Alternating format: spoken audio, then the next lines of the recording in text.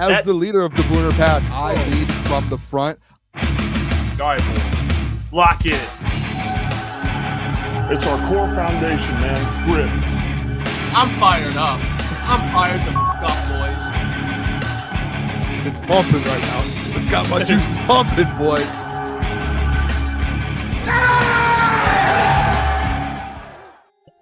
Welcome, everybody, to Crunch Time with Jeff, Booner, Lukas, and Gentry. It is Thursday, August 29th.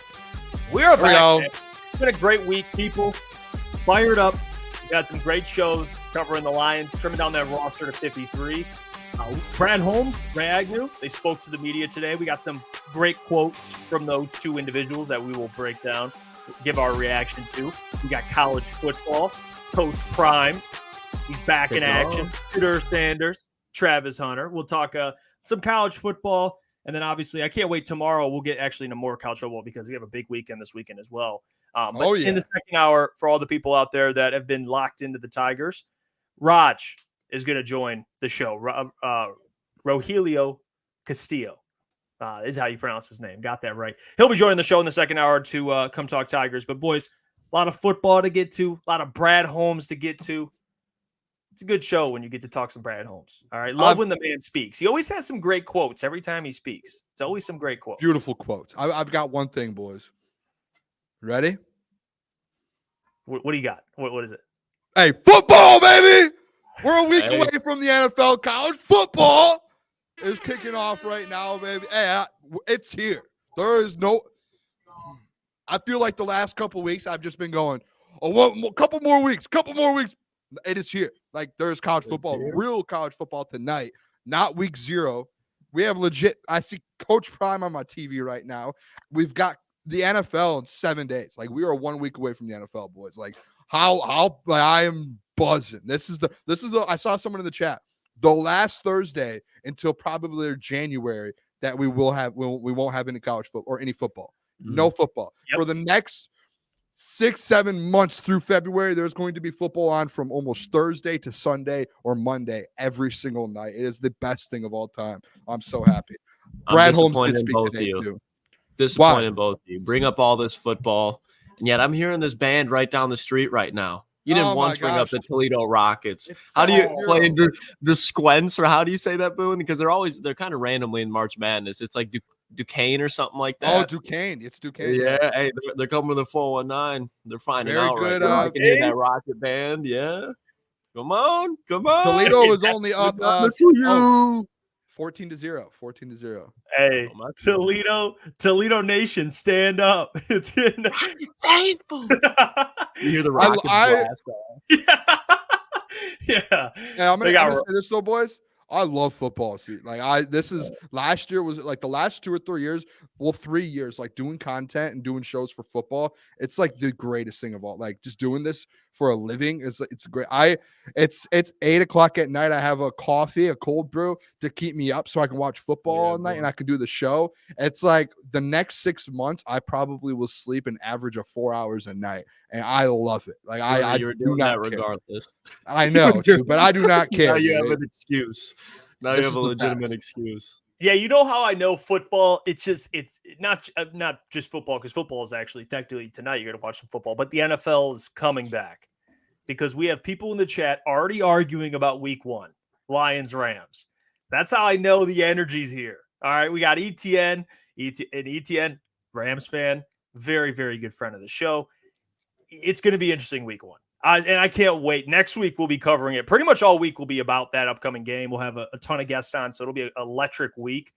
But yeah, I am happy. Like, I appreciate the grind of the offseason and being creative and talking about different things. We covered the draft, which I actually just went back today and watched our draft show. Just absolutely electric, as always. I mean, I love tuning into that show probably once a month, just checking it out. But it just gives you kind of a hint of what this season is going to be on Crunch Time Sports. It's going to be electric. I cannot wait for it. And the live show, of course, but the weekends will be filled with content. It's going to be great. I don't want to spoil anything, but if you guys liked our draft party, which a lot of people did, got something coming up, Boone. Sundays, we are literally going to be live pregame show for 2 hours before. on downtown, home and away games. We're going to be downtown at a bar live for the pregame show. Then we'll cut off and we're going to do a live stream just like we have in the past. And we're going to do a live stream just like the NFL draft that we did. We're doing that. And then as soon as that's over, we're cutting off. And guess what we're going to do? We're going to go into a post-game show and we will stay live as long as the people are there with us to just break down Detroit Lions games. And we're going to do a downtown Detroit to where you guys are able to show up and come hang out with us and watch us do the show and watch the show live. Like, it's literally going to be the best football season of all time. That's not like just a exaggerate. A lot of people say it. This will be the best football season in Detroit sports history. Lions Super Bowl. Oh my gosh. You know what I was thinking about today? I was watching or listening rather to Colin Cowherd's podcast because I do tune in. I like listening to Colin Cowherd, and he had a guest on. And it was a guy that worked in Chicago, and they were talking about the Bears, and he made this point that I think it's definitely similar to Detroit. And his comparison, and I'll compare it to Detroit. You look at the different professional teams in Detroit. You have in the winter, we'll just start at least for winter sports, I guess. Basketball, you have the Pistons. Hockey, you have the Red Wings. Usually people are pretty split. There are plenty of people that are rooting for both at pretty even levels, but usually everybody has a favorite. You're either more of a basketball person or more of a hockey person. There are people that are more baseball and they like the Tigers, so and just watch the Tigers, maybe one other team. Everybody loves the Lions. That is the most universal. There isn't I'm just a fan of the Pistons, or I'm just a fan. You also have to say you're a fan of the Lions. Everybody is a fan of the Lions, and it makes me think now with the season. Brad Holmes speaking today. It just makes everything so. That's why it's so great to cover the Lions. People always ask, why don't you talk about other sports? Oh yeah, we definitely will, but we're going to talk about the Lions a lot because that's what people want to hear. So I thought that was very interesting. If you think about it, everyone in Michigan now, especially, I just saw the Lions Syndicate shared that the Lions YouTube channel just hit 200,000 subscribers. You know what they were when Dan and Brad first were hired? It was like under 20K on That's YouTube. That's crazy. Like Detroit Lions, everything. You have everybody throwing out, what do you call it? Like, I guess sponsorship, but not really sponsorship, but being an affiliate of the Detroit Lions. All these businesses wanting to be a part of the Lions. Like, it's just the stock. It's just going out. I'll tell you what. If great. the Detroit Lions have too many sponsors and people are trying to get involved with the Lions and on this amazing run for the Super Bowl, throw them over to come to Crunch Time. We'll bring you in. We'll bring you in. Have a talk. They can take a flyer at the bare minimum. Just take a flyer. I mean, hey, tune in. Give us a good 10 minutes. See if you like the show. All right. Just give us a good little 10 minutes. I'm come sure listen you'll to the boys. Well, I mentioned how we're going to get into Brad in Ray Agnew. Shout out Ray Agnew, by the way. He speaks very soft spoken. That's like Brad's right hand man. Absolute legend. And they spoke today.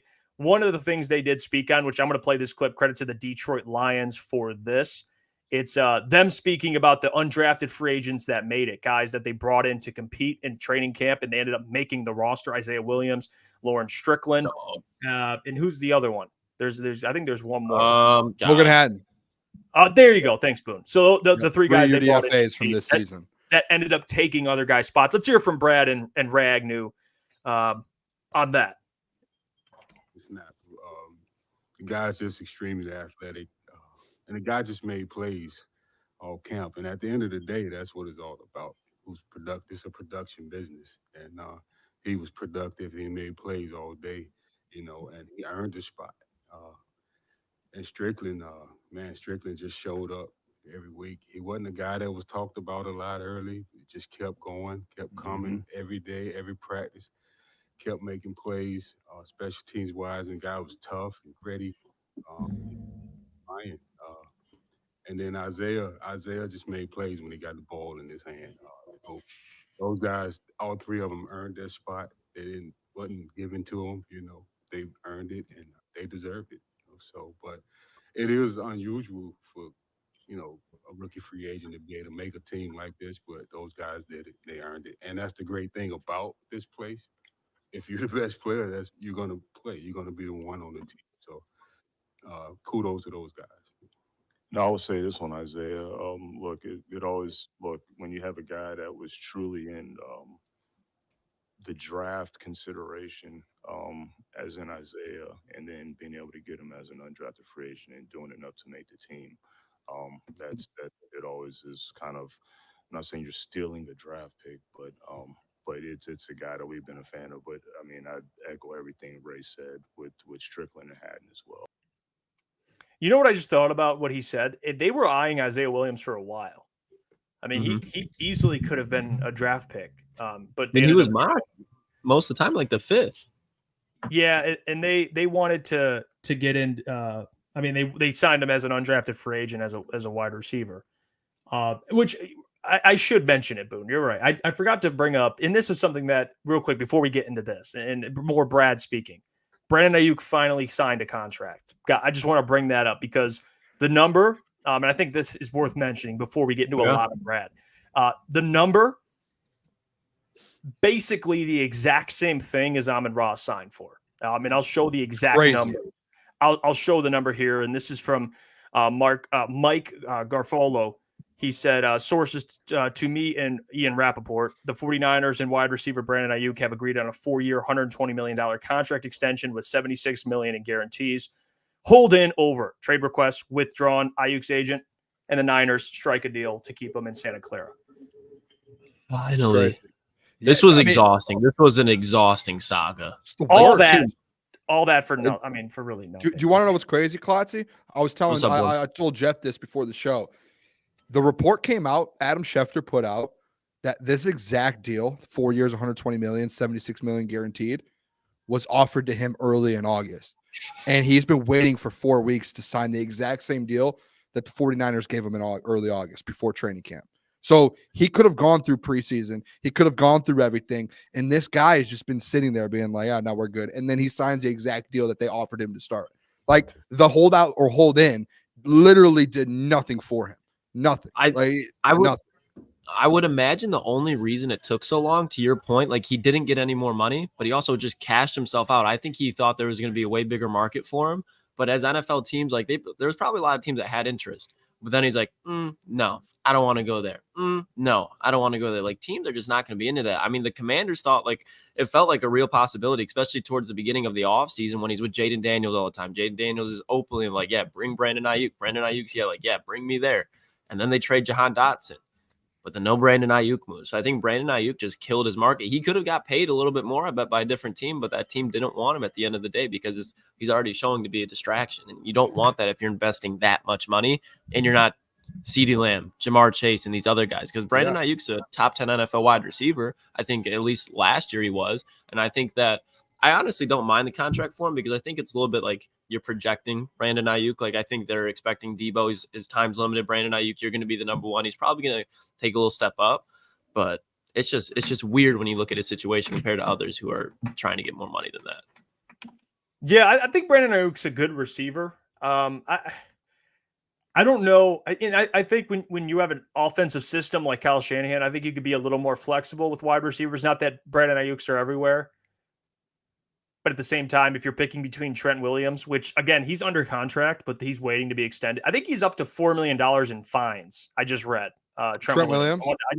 I looked it up because I was wanting to make sure the number was correct. $4 million in fines, and he's going to miss like an additional $1 million. Starting today, I think. Crazy. Yeah, if he keeps holding out. So, and he's got 3 years. I want to make sure I got the contract left. 3 years, $77 million left.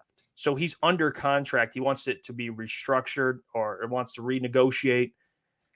I don't know how they handle that. I mean, the 49ers are getting to that point. This is why I love the NFL because there's some parity. Like even the 49ers who have been really good for so long, like, you know, things are gonna happen eventually. We'll see how this Ayiuk thing plays out. I'm not a huge Ayiuk guy. Like it just depends on the type of receiver. I think receivers are more. There's plenty of wide receivers in today's game now with it being more offensive favored. I'm not saying Amon-Ra grows on trees. That's a guy that you look at and you're like, okay, no question, he's a franchise, he's a pillar. Ayiuk has kind of been off the field questions. Yes, he's a good player, but in that system, I think you could easily go out this year and draft a wide receiver in the second round. He can get you for sure not the same exact production as a rookie, but he can develop into a pretty good wide receiver. And you don't have to spend $30+ million because they have to extend Brock Purdy. You have to. which is crazy. And that boy Sticky Ricky. They got and clearly they want Ayiuk with old Ricky Pearsall, which I understand. This is the problem. And by the way, too, real quick, if you guys see me looking to my left, Colorado's on. So I'm Travis Hunter just took a 40 yards touchdown pass. He just one moved someone, pop, put him on his feet. I and then really ran like straight. When you brought it up, Boone, I really like your take on him being a Heisman finalist. I think, dude, that move I just saw him make, and if he gets like an interception, like instantly he goes up and he's going to be in the Heisman race. But with the Brandon Ayiuk stuff, like I just hate the fact too. Like, again, Jeff, I'm kind of on your side that he's like a distraction. And if I was the 49ers and like this is like, let me take the bias away. And yes, Brandon Ayiuk is one of the best in the entire NFL. You still have Debo, you have Kelsey, you have Pearsall now. I just like, to me, if this would have happened in Detroit with Brad Holmes and Dan Campbell, like it would have never gotten to that point. Like if this is happening, I guarantee you Brad would just be like, all right, we're just gonna find a trade and move you. Like we're not gonna sit here and deal with this stuff in Detroit. And that's where like if I'm Lynch over in San Fran, I'm going, all right, let's just trade you. Like we're not going to deal with you over the next 4 years. Like if you're going to sit out camp when we just offered you a month ago what we offered you today, and you just sat out for all of camp and you made it wasn't even like he just sat out and it was quiet. Like he made the biggest deal about it. He was FaceTiming Jaden Daniels. He was putting Jaden Daniels in the Washington Commanders playbook and in video, and he was watching their film through their stuff and was putting that on his TikTok. Like he was making a massive deal about this. And it's like, is that who you want in your building? Like what is, and I don't know Brandon Ayiuk personally, so I can't make those comments, but like just by it's the media looking from the outside in, it looks really fishy. Like it looks weird. And yeah, you might have a relationship and you've been in San Fran. But it's just a weird situation. And I could never Amon-Ra, like imagine if Amon-Ra was doing that. Like I could never see Amon-Ra. Like Amon-Ra went out there and had 1,500 yards this year. He had 10 or 11 touchdowns. He had 120 catches. Brandon Ayiuk, I put it out on my Twitter, and I did mess the stats up. I put 96 catches, but he really had 75 catches, 1,250, 1,300 yards, 7 touchdowns. And he got the exact same deal as a guy in Amon-Ra St. Brown, first team All-Pro. Like, to me, it's just like I would rather pay a guy like Amon-Ra, a guy with Brandon Ayiuk, who, yeah, he's a great player. He's top 15 wide receiver in the league. But just with everything that went down, the way it went down this summer, that would turn me off so quick. I would say, hey, we'll send you to the Steelers. We'll move on, and we'll find a different way to win football games. But I'm not going to sit here and go, they should have paid Trent Williams a month ago over going through this stuff with Brandon Ayiuk from what he was doing on TikTok and all this. It's ridiculous. I hate the fact that they brought him back. It's Stefon Diggs-esque because you know that he's a great player, but Stefon Diggs, even to Stefon Diggs' credit, when Stefon Diggs was making all that noise before this season, he was arguably a top 5 wide receiver in the NFL. Yep. Some season you could argue top 3 type of guy. So with Stefon Diggs, even like he had a little bit more leverage. Now for the 49ers, like I'm sure that John Lynch was getting fed up and was trying to trade it. But again, the other NFL organizations are watching and they don't want that either, especially like the teams that were interested, like they would make offers. John Lynch would like this offer, but then Brandon Aiyuk's going, I don't know. So I think John Lynch was just kind of pinned. Like he knew that with George Kittle, I think that great player shows up in big time game, but through his past injury history, Deebo Samuel is only probably going to be playing at a high level for this year and maybe next. And that's what you consider high level. He's never returning to peak Deebo. Christian McCaffrey, injury concerns always there. He was fully healthy last year until like week 18 and they decided to sit him out. Can't guarantee that again. Your only really reliable guy, your big play weapon that they need to keep you in games offensively is Brandon Aiyuk. So that's a deal they needed to get done. I'm not really looking at John Lynch like with question marks there, just because I think he was just stuck in between a rock and a hard place with this. Like there was no winning for him. I used to like Brandon Aiyuk. Before all this happened, I was a Brandon Aiyuk fan. Like, I know he was a rival to the Lions essentially with the Niners. I thought he was a good wide receiver. Hey, this guy's legit. Yeah, and like, I was a fan. And now I'm just like, I really don't care about Brandon Aiyuk. Like I'm not. I move quick off of when guys start acting like that. Like I want guys to get their bag. Go get your money. You deserve it. But going about it that way, there's something about it that irks me. Yeah, and I mean, if you're the 49ers, do you really think that you can just let it's tough. You're in a tough predicament because if you have confidence in your quarterback, not saying he has to be Mahomes, but you can be a little flexible. You're like, this quarterback, we can make it work. I mean, get rid of Aiyuk. We could trade him and then or just not re-sign him. Most likely trade him. And then you could draft a wide receiver. You're like, Brock Purdy will figure it out. But Brock isn't really, I mean, Ayiuk definitely helps Brock. I mean, they look at Ayiuk like, yeah, we need Ayiuk. I mean, he's going to definitely help Brock Purdy. Like if it was Mahomes is like the worst example, but there's a list of quarterbacks. I'm sure they'll do it with like Stroud. I think we'll get to that point too, or other quarterbacks you can bring up that you can be like, we can let this guy walk. Like we'll just figure it out. Like we have a good enough quarterback. Like the Bills just did it with Josh Allen, with Stephon Diggs. Yeah. It's like, we'll just figure it out. Like you just don't need those problems. Yeah, and I don't know. No, if I love with the Bills? Deal, if I'm being real. That's just that's the way I'm approaching it. I don't know. What's up, Boone? I said last year with the Bills, like with Stephon Diggs, there was just always questions. Like he was mad, the culture was bad. You could just tell. And then if you go watch like their videos at training camp this year and everything this year, Keon Coleman's just upbeat. Josh Allen felt like for the last, like the last year, felt like Josh Allen was just like down, like and like he's like Josh Allen again. And like the you could just tell like that building is just way more upbeat. The offense is, and it's like sometimes like there's just guys who Stephon Diggs, who is a guy who just thinks he's like obviously he's good, but has that mindset like I'm the star, I'm the guy. You need me here. Yeah. You need me here. It's all right. No, we'll move on and we'll win games without you.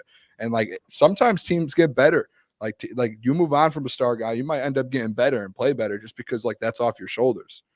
I mean, the Vikings, they moved off them. They kept Adam Thielen for like a year, and then who'd they get with the Stephon Diggs pick? Justin Jefferson. So it works out. It works out for sure.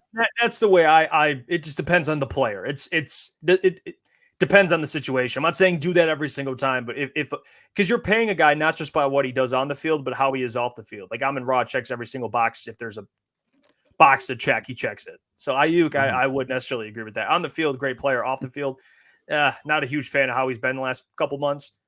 But hey, we'll see. And the Bills just right now with Keon, you brought it up.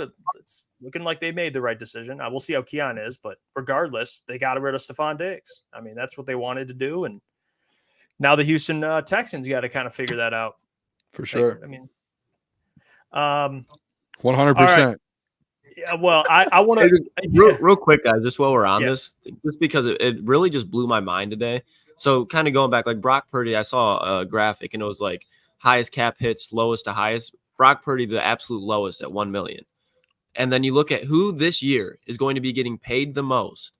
And it's the guy that's holding out, asking to now be paid the highest quarterback in NFL history in Dak Prescott. I just think that's fucking crazy that this dude is making this much of a deal and you're already the highest paid. And he's like, you see all the news about him and Jerry Jones, but Jerry Jones already made you one of the highest paid quarterbacks in NFL history. Now you're asking I'm leaning that's against why that. Guys like Patrick Mahomes and Tom Brady were skilled, and but like those are guys who are constantly winning, but they're always taking pay cuts, and they don't like Patrick Mahomes came out and said, I don't want to be the highest paid. Don't care about that. I just want Super Bowls. Tom Brady used to say it all the time too. Some guys just will never take a pay cut, and they want their bag.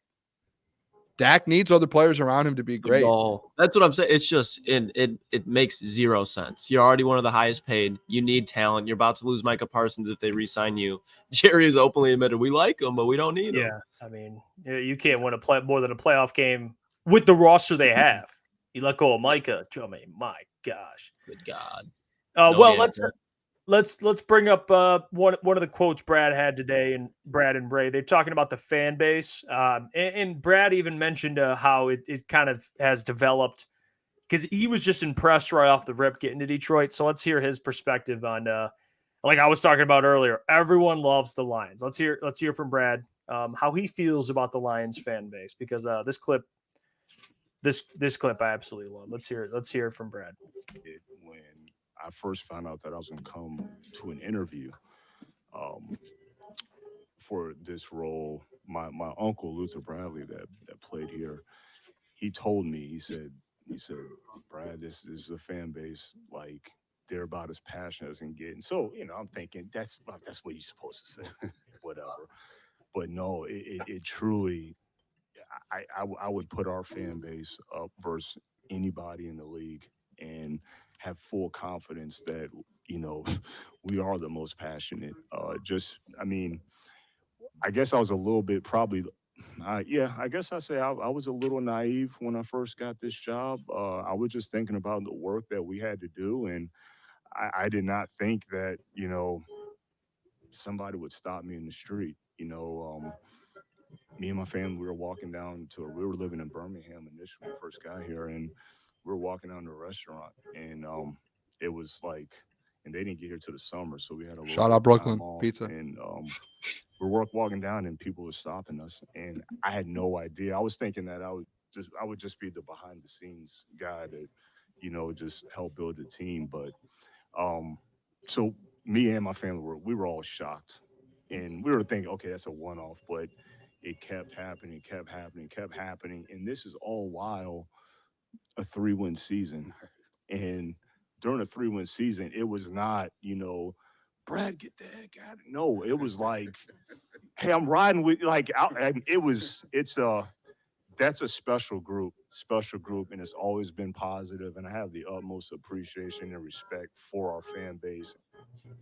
By the way, was that louder at the end? Yeah, towards the end, it definitely was. Okay. I was getting in my, hey, figuring out some things. I was trying to be great here. Yeah, I don't know. I had to actually use a volume booster because the audio they have. A little lower. I love the Lions, man. Love them. But figure out the audio. I mean, them and the Pistons, bro. The Pistons are terrible as well. It's just the whole. So bad. So I just had to cook a little bit there. It's crazy. I mean, Brad, it's football town, man. No matter what happens, I know the Red Wings and of course, when the Pistons were very good when I was a baby. There are exciting times in Detroit with Detroit sports, but the Lions and Brad getting welcomed the way he got. He said in Birmingham, by the way. Hey, Brooklyn Pizza. We're out. Yeah, but we know Birmingham very well. Very good. They have a very good cigar bar there. Yeah, they do. Went in there one time with Ben Wallace. Just kidding. But I saw him there. Yeah. Booner Path and Ben Wallace. That's a Booner Path though. When the Pistons were back when he was playing. Man, that's Booner Path. They don't deserve it anymore. But I'll get back to the Booner Path here because Brad also answered a question about the expectations for this season, and hear from this man directly. This got me absolutely fired up. Very right to the point. For this season, win the Super Bowl. Play one more. Can we play one more time? Can we just I just want to soak that in. For this season, win the Super Bowl. Oh my gosh. Look at Ray. Ray's just like, God damn it. Yeah, Ray's like, hey, before, because I know, Boone, you're going to cook, so let me just get this out the way. Brad Holmes, this is the first season where he's been like, expectations are Super Bowl. They would obviously always be like, okay, this is the year we want to win the division. Super Bowl is nice, but first we got to get here. They always said 2024 is the year, and it looks like 2024 is going to be the year for the Detroit Lions. But Boone, I know you got something to say. It's all that matters, baby. Go win a Super Bowl. It's Super Bowl or bust this year. We talked about it yesterday. I went on the rant saying the pressure there's pressure on them, but we love the pressure. Lions fans in the chat right now, you love the pressure. Brad Holmes loves the pressure. Dan Campbell loves the pressure. This team's going to go win a Super Bowl. They're the best team in football. Think about that. I want everyone to just sit down unless you're already sitting and then stand up. The Detroit Lions, your football team here in Detroit, has the best roster and is the best football team in the country, in the entire NFL. You have the best roster from top to bottom. You are Super Bowl contenders. All that matters this year from week 1 to week 18 to a divisional game all the way to the conference championship to the Super Bowl. The only thing that matters is at the end of the season holding up a Lombardi trophy. I don't care about part of the Booner Path, and this is how the Booner Path started last year. It's Booner, what's the easiest way to go win a Super Bowl? And I'm going to tell you right now, I didn't expect to get into a Booner Path talk right now. I will do it. The path to the Super Bowl is going to the very first thing we need to do. Win week 1, and then after that, the focused all season is going to win the NFC North and locking in the number 1 seed in the NFC. If you lock in the number 1 seed in the NFC, I guarantee you, and I will lock it in and everything, I'll put it on my life, the Detroit Lions will be in the Super Bowl. There is not one bone in me that will say that the Detroit Lions are going to lose a home playoff game. If they get the number 1 seed, they're winning back-to-back games in the playoffs in Ford Field, the Lions fans behind them, and they will be playing in the Super Bowl. And it will be I will put my whole bank account on these bets because I know this team will never lose at home in the playoffs. That is the Booner Path this year, is winning the NFC North and winning and being the number 1 team in the NFC. That's all that matters this year. So when we talk about guys, and we've had these arguments before, when we talk about what's the biggest game, the biggest game is beating the Dallas Cowboys, beating the San Francisco 49ers, and the teams that are contending for the number 1 seed. You go beat those teams, because all that matters is getting the number 1 seed. That's the only thing you're playing the regular season for this year. I don't care about the NFC North. Go get the number 1 seed in the NFC. That's all that matters. That will come with it. Yeah, ETN with it. He said it'd be pretty hilarious if y'all got a first round bye and lost. Well, that's not. You know what, ETN? Why not think about that? We're not the Los Angeles Rams. The fact that you look at the AFC and you look at the quarterbacks there.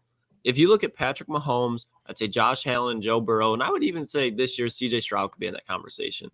I think those are the only quarterbacks that can like zone out that noise in Detroit. Like the playoff atmosphere is just going to be different. Like the communication for other teams is almost like a guaranteed 3 penalties throughout the game. On third downs, it's going to be hell. So I think the home field advantage, especially during playoffs, is something that you can like laugh at now and kind of mock, but that's going to be like, I mean, Sean McVay even said it. It's the most insane environment he's ever been in. That man won a Super Bowl. He won a Super Bowl. He's been in the Super Bowl environment. And doesn't touch Detroit in a wild card round. They forced a penalty in a preseason game. Imagine an NFC championship game versus San Francisco 49ers to go to a Super Bowl with Detroit Lions fans screaming down Brock Purdy's shoulder pads. Brock Purdy's not going to do anything at Ford Field in the NFC championship game. The Booner path is get home field advantage through the playoffs, and you're in a Super Bowl, and all you have to do is win one game, and you'll win the Lombardi Trophy. And guess where we're all going to be after that? We're going to be marching down Woodward Avenue with the Super Bowl trophy for a Super Bowl parade. Make that a shirt. Boom, that cold brew's working. Parade down Woodward. Make that shirt now. But you know what's wild? I mean, the home field advantage thing, I do think the Lions, the Ford Field is the hardest stadium to play in. Not in terms of like conditions, it's indoors, but in terms of the fans. Like I think the fans make it one of the toughest places to play. I said that after when we were on a show together, Klotz, at our former employer. I think that was after week 2, I think, or what was it, whatever. We went on a show, and the first thing we were talked about was like, is it the toughest place to play? Yeah. And we all mutually agreed. Maybe Flannel was barking back. That sounds like something Flannel. Arrowhead. He would have said something about. He might have said Arrowhead, sure. Which I get because the outdoor conditions. But Ford Field, my gosh, I mean, these people it's starving for success. Now you're inserting Super Bowl expectations, and to hear Brad say it, I'm not surprised. I listened to a D'Amico Ryans interview actually today, and he said the same thing. Like every team's goal is to win a Super Bowl. Only one team does it, and the Lions are a team that is very widely respected to go out there and compete for a Super Bowl. So, yeah, if they fall short, it's going to be very disappointing, and that's the reality. A lot of teams plan for it. Teams don't make it for whatever reason, injury, decision making. It could be a lot of things, missed opportunities.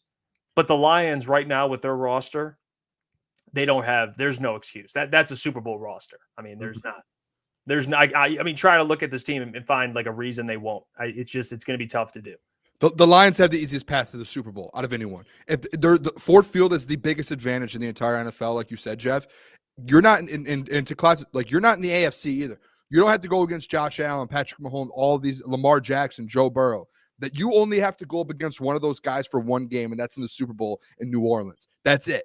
That is it. You get there, all you have to do is win one game. You will not lose a game at home in the playoffs. That is not a question. You will never lose a game at home in the playoffs. You just have to, they have the easiest path. Like, look at the Lions last year. How big of an advantage was what is it, Candlestick Park or whatever the 49ers yeah. in? You're up 17.5. I know you end up losing it, and the crowd got back into it, but the Lions for a while found a way to keep the crowd out of it. There's no one in the NFL that's going to take Ford Field out of the game. Like, Detroit Lions fans will never be out of the game. They could be down 14-0, and they will still be screaming down your throat. Like, that is just a fact. We know what Ford Field's like, and people do not want those problems when it comes to the Detroit Lions in the playoffs in the postseason. Yeah, that's why home field, man, it's going to be super important. That's why the number 1 seed is, I got to take this off. The number 1 seed should be like the goal. right? You should get the number 1 seed. That should be a realistic. Hey, we're getting the number 1 seed. But the most important is winning your division. That's just got to be it. And I'll say that because number 1 seed, you got to go out there in the NFC. You're more favorable. I think only the 2 teams will probably be in the race for 3 teams. I think it'll be the 49ers, Lions, and Eagles. 3 teams that'll be in the race for it. But the division, like, you got to lock that thing up first. Because then if you lock your division up, then we can talk about the number 1. Now you're getting the number 1 seed. Yeah. But man, you got to go back to back here. Back to back NFC North champs.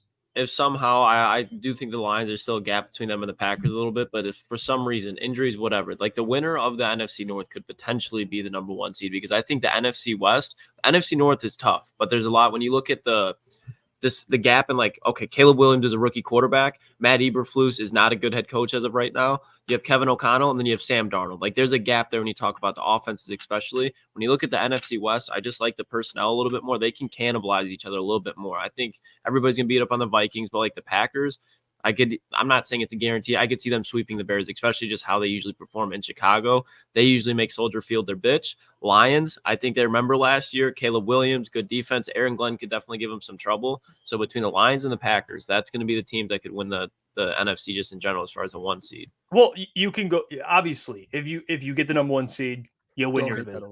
Yeah. But I would be, and I don't want to sound like I'm settling, because the number 1 seed should be a goal. But if you win the division and they don't get the number 1 seed, I'm still ecstatic. I'm still like, okay, we're good. You get a home playoff game, they're going to win that. And then if you have to go on the road somewhere, ideally not Philly, because those conditions stink. But if they have to, they have to. I mean, realistically, if you don't get the 1 seed, Jeff, and you get the 2 seed, it's still have back-to-back home games to open up. Yeah, like, so that's what I'm saying. Like, the number 1 seed should be a goal, no doubt. But just to have a home game. The Booner path last year, the Booner path was to at least get the one home game. The Booner path really was to get the 2 seed and then have 2 home games, and you're playing for the NFC Championship game. That was the Booner path to the NFC Championship game. This year, the path is nothing short of the number 1 seed in the NFC. That is it. That's the goal. That is how you go win a Super Bowl. If you want to win a Super Bowl, you attack the number 1 seed. Dan Campbell knows it. He's brought it up. He's talked about the number 1 seed. You go do it. Now, I'm with you, Jeff. If they end up with the 2 seed and you have to go on the road and play San Fran in the NFC Championship game again, I have total faith the Lions will go win that football game. But the Booner path, the best route, the best path, that's why the name The Path came through, was the path to the Super Bowl. That is through the number 1 seed, 2 home games at Ford Field to go to the Super Bowl, and then you're sitting in New Orleans saying, all we need to do is win 1 football game now. That's it. That's like where my mindset. I get what you're saying now. That makes like I still have faith they win that an away game in the playoffs. Yeah, because to Jeff's point, like to get to step 2, you got to do step 1. I think Super Bowl step 3, division, number 1 seed, Super Bowl. That's how it should be. Yeah, and a guy that's going to help them get there, Jameson Williams, which Brad and Ray Agnew did speak on JMO. Let's hear Brad and Ray on JMO. I think this is just the Brad clip, but talking about how he's kind of matured and why he loves football, which is great to hear, by the way. Love this, but let's hear from Brad himself. You could clearly tell he's put the work in, and he's been working even harder, and it means something to him. I mean, this kid loves football. I mean, he loves football, and I think it's very evident in the results that you saw this training camp, that the work that he's put in, just like Ray was saying, the route running, everything, just him working with L, working with golf, just doing all those things in the off season and preparation. And he's got some good guys in that room. You know, obviously, you know, you have an elite player like St. Brown, and forget the performance, but you know how his intangibles are, and Khalif Raymond. You know, I mean, he's got really good guys to look upon and follow, but he's seen how they work, and but you can see the results that's shown in camp. You could clearly tell he's put the. I mean, that to me is the most important thing. Like, yeah, we know he's talented, we know he can play ball, we know he's fast, but when Corey Woods comes on the show and says, yeah, he's added, you know, it seems like 10, 15 pounds of muscle. Yeah, Brad even mentioned, Ray and Brad mentioned it. He's been working with Jared Goff in the offseason. You have he's working with Amon-Ra, or he's at least working with his own individual trainers, whatever it is, getting better. That's like the most important thing to me. And I think Brad even mentioned this today, speaking to the media, which I thought was great. Some things are blessings in disguise, and that I think that's a big life lesson for a lot of people. Some things happen and it takes you some time. You're frustrated, like J-Mo being out most of the first season and the second season getting suspended. Like, looking at it, not in hindsight, but at the time, it's like, damn, like the guy can't catch a break, or whatever. But looking at it now, I mean, he had all that time to drill the offense into his head, work on his game, mature, both physically and mentally. And look at where he's expected to. I mean, he crushed training. He crushed the offseason. Like, if you had to highlight a player that stole the offseason, it would be him. Like, there wouldn't be any other player that impressed the most. And it would be J-Mo. So that's what I love to hear is J-Mo taking the next steps, not just like, again, we know he's fast. It's not like the guy can get faster, but the other parts of his game, his route running looks way more sharper. And for a wide receiver room that we do talk about a lot, even for guys, the wide receiver 4, whatever it is, he's going to have a lot of responsibility this year to show up. And they even mentioned how his hands have improved. So everything they spoke on about J-Mo, guys, it's great news. I mean, this is a player that's going into this year to really show not just the Lions and not just Lions fans, but the NFL, who Jameson Williams is. Like, he's going to put himself on the map. And it's going to be amazing. I can't wait for it. Yeah, the biggest thing to me is what I love about J-Mo and Jeff. Like, I think you're spot on with all of that. Like, J-Mo the last 2 years, I know, like, you don't want to go through an ACL injury and you don't want to go through a gambling suspension that you should have never been suspended for in the first place. But, like, all of it may be a blessing in disguise to where you look at it like, hey, J-Mo's, like, developed and he has, like, learned the NFL, like the Ben Johnson offense, and he has absolutely dialed it in. Like, do you guys remember a year ago last summer, like 4th of July, when people are going at him for just lighting fireworks? Like, people are going at him for handing out water to kids on the street. Like, it was just like, it was ridiculous what was happening with J-Mo and the mindset that some people had over him and what he was doing. It's like, hey, this guy, he's a great human, first of all, a great person, and he's a great football player. And, like, yes, if he would have not had the ACL injury, he goes probably top 7 in the NFL draft, if not before that. Like, he was an elite. Like, he was single-handedly helping Alabama win the SEC championship game versus Georgia, and then should have won a national championship game before he gets hurt. Like, this guy is elite. And I know that, and I hate the people that are like, well, that was a couple years ago. Guys, like, we know what Jameson Williams can do. He did it at a very, very high level in college football. And I think, honestly, I put out the highlights on our Twitter and our Instagram the other day of him in Alabama. I think you see him get back to that this year, just even at a higher level because you're in the NFL. But I think you're going to see a different Jameson Williams that some people have not realized that the Lions have yet. Like, you're going to see the Jameson Williams that could have gone top 5 in the NFL draft. Like, think about guys who have gone that high in the NFL draft, the Justin Jeffersons, the Jamar Chases. Like, you're going to see a Jameson Williams, and then you get to pair that with Amon-Ra St. Brown, a top 10, top 5 wide receiver in the NFL last year.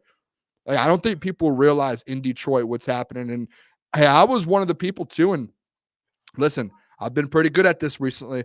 I was one of the people to sit back and say, hey, I wasn't hard on J-Mo and I wasn't going at him for the good things that he was doing, but I was questioning, like, is he going to be able to step up and take the Josh Reynolds role? He's not going to be able to just do that, guys. He's going to exceed. And, like, I think there's an opportunity here to where you're looking at a massive year for Jameson Williams. And at the end of the season, potentially, you could be like, are you sending 2 wide receivers to the Pro Bowl this year? Like, that's a legit, like, I think there's a legit question. And I don't think he needs a ton of targets to do it. I think this guy can go out there and do it in 6-7 targets or 5 or 6 catches, and he's breaking off for a 60-yard touchdown. And then that's just, like, let's be honest here. That's the type of player he is. That am I wrong, guys? Like, that's exactly the type of player he is. And I think there are a lot of people around the NFL sleeping on him. I just think Jameson Williams, if he reaches 80% of his potential talent-wise, he just makes this offense unfair, because I don't think there's a offense that could kill you from 1,000 cuts more than the Detroit Lions, because you could bring up receiving cores that are very similar, Tyreek Hill, Jalen Waddle, Jamar Chase, T. Higgins, as far as having upper-end talent. But then you don't have the running back room. Jamison Williams is going to be an opportunity where, one, he's just the most athletic wide receiver on the field, could be playmaker. You want to look at Jahmyr Gibbs, that's fine. I support that decision. But you look at that, and then you realize that he might even be on someplace the fourth playmaker that they're looking at, because you look at Amon-Ra St. Brown, Sam Laporta, Jahmyr Gibbs. And then you just have Jamison Williams, who runs a 4-2, just slicing through your defense. And he's a guy that can run routes through all three levels. So Jamison Williams, he might not be a guy that's going out and getting you 1,000 yards of production every year. But Jamison Williams is just going to be a guy that makes this offense just straight up unfair. I think him and Amon-Ra, if you think Amon-Ra, and I think we would all agree, going to be somewhere around 1,500 yards. Him and Amon-Ra could easily combine for total yardage 2,500 yards. And I think obviously Amon-Ra would have a bigger slice of that pie. But when you look at two receivers giving you possibly 2,500 yards, because I think J-Mo can get 1,000 all scrimmage yards when you look at what he can do in the run game. And just like Booner said, okay, maybe he's getting 4 catches. But in one of those catches, it could easily just be a 60-yard bomb that seals the game. You saw in Dallas last year. If the Lions walk out with the W, there's a lot more people talking about Jamison Williams in that catch. So I think when you look at that, the fact that he's wide receiver 3, but you just see him getting better and better and better, Jamison Williams is just going to be a person that makes this offense stupid and just completely unfair for NFL defenses. Yeah, it's a great point. I mean, because he's not going to just get you, 60 yards, whatever. There'll be a big play in there. He has that type of potential, like to change a game in one play. He did that actually against Tampa. He had the huge touchdown that ended up, being a huge play at the time, and it ended up being the difference. So there's always those plays with J-Mo. In the NFC Championship game, he finished the season very, very well. Played it very well against the 49ers. I look at it like this. If we're going off expectations, what do you expect out of J-Mo? I expect J-Mo to be good, because that's why you drafted him. That's the type of skill set he has. That's what he's been doing all training camp. He's going to be good, and he's going to get you 800 yards receiving, and be your wide receiver 2, and be someone you can depend on, and be someone that if Amon-Ra St. Brown were to go down, he can step into that number 1 role and make plays. Like, that's what I expect. There's no more time to just wait and see. Like, now it's go time. And he even knows that too. And so do the Lions. So does Brad Holmes. Like, they all look at J-Mo as, okay, let's see what you can do this year.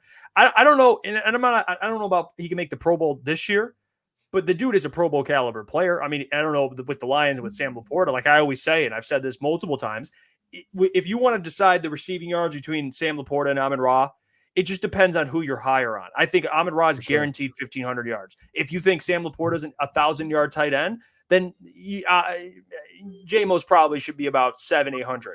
If you think J-Mo can be a 1,000-plus yard receiver, maybe you knock Sam Laporta down to about 800-900. Whatever you want to do. Which is fine. Yeah, and he's still going to be one of the best tight ends doing that, by the way. But one of those things are going to happen. It's really between those two players. Amon-Ra guaranteed 1,500. But it'll be interesting to see. Yeah, I would say this. Like, I know, like, we usually do like the average good Pro Bowl All Pro.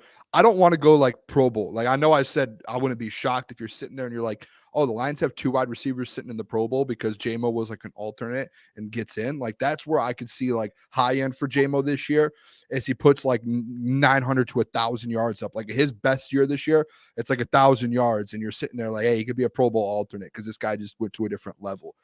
I do agree to the point, though, and this is where it gets really hard, that you have Amon-Ra, you have Sam Laporta, you have Gibbs, and you have D-Mont. Like, those are all guys that are Pro Bowl guys, essentially. And it's and you can add J-Mo after this year. I think you're going to be able to add J-Mo, whether he gets it or not. Like, D-Mont wasn't in the Pro Bowl last year, but if he was on any other team, he's a Pro Bowl running back. Like, he's a Pro Bowl running back. And I think people would agree with that, even though he didn't make it. 1,000+ yards and 12 touchdowns or 13, whatever it was, like that's elite numbers. So I would sit there and say, like, you can add J-Mo into that conversation with those guys next year after this season. I do think that it's just like, if you put him on a team without Amon-Ra St. Brown, he is by far, I think, going into this year, you could say like that's going to be your wide receiver 1. And I think there's a couple teams you can make that argument with him on. It's just this year he's on a Super Bowl contending team. And he's sitting there looking like, yeah, like I'm going to, like, think about this with Brandon Ayiuk and Debo. Like, that's kind of how I'm going to look at it. Like, Ayuk's going to go out there and get 1,400 yards, and Amon-Ra 1,500.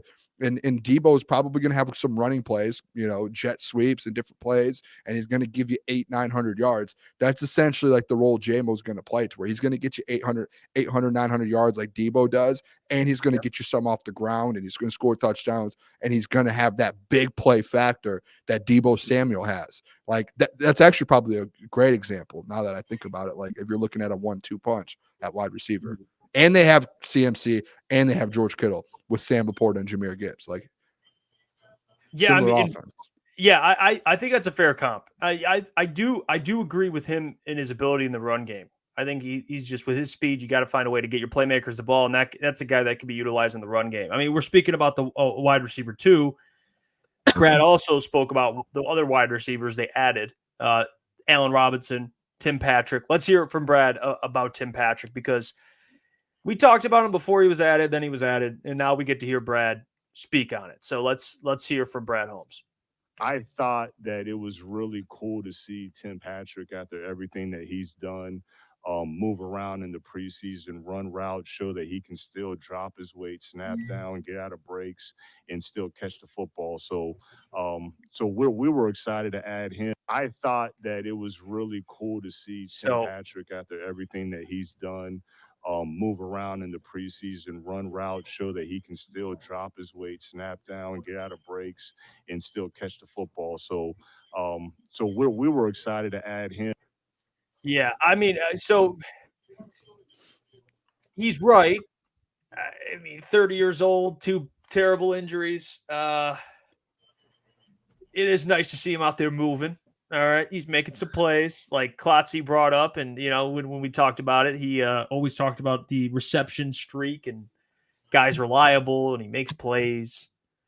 I'm curious to see how this experiment goes. Like, Jeff, you need to be more optimistic about this. I'm telling you, because everything that we've talked about what this offense needs, it is Tim Patrick.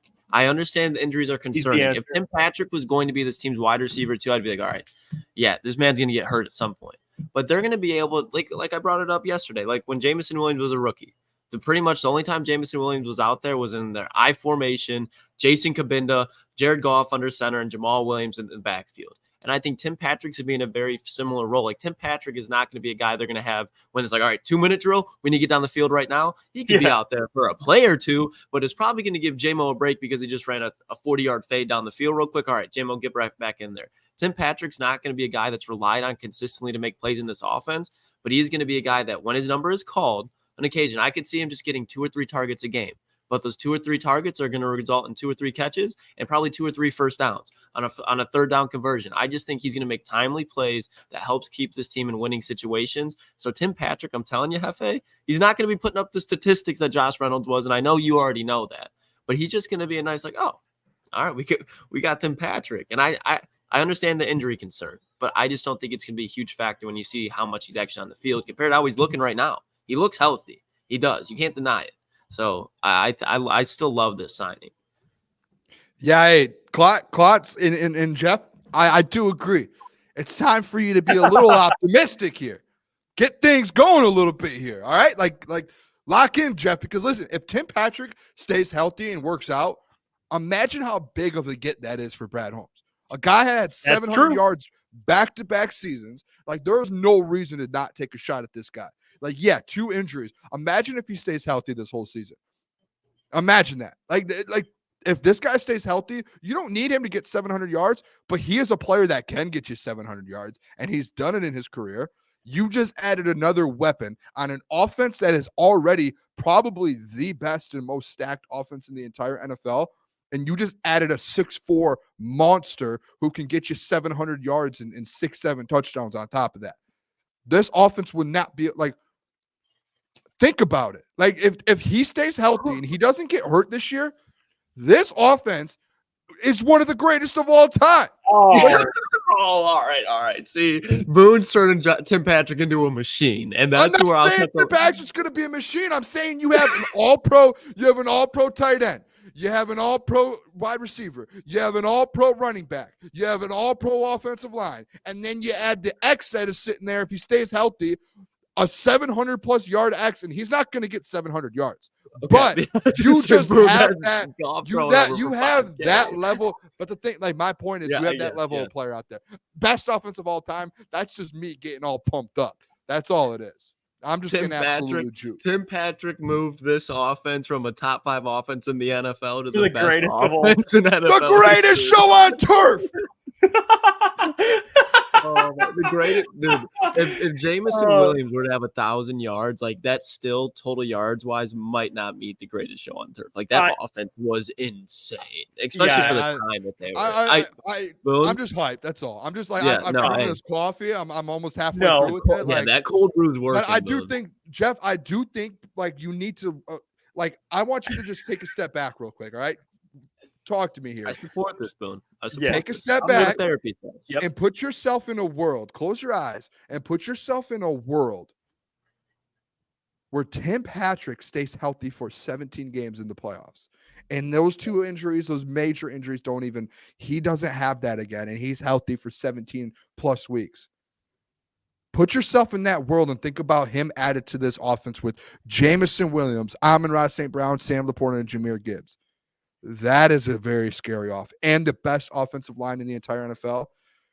Think about it, Jeff. Think about it.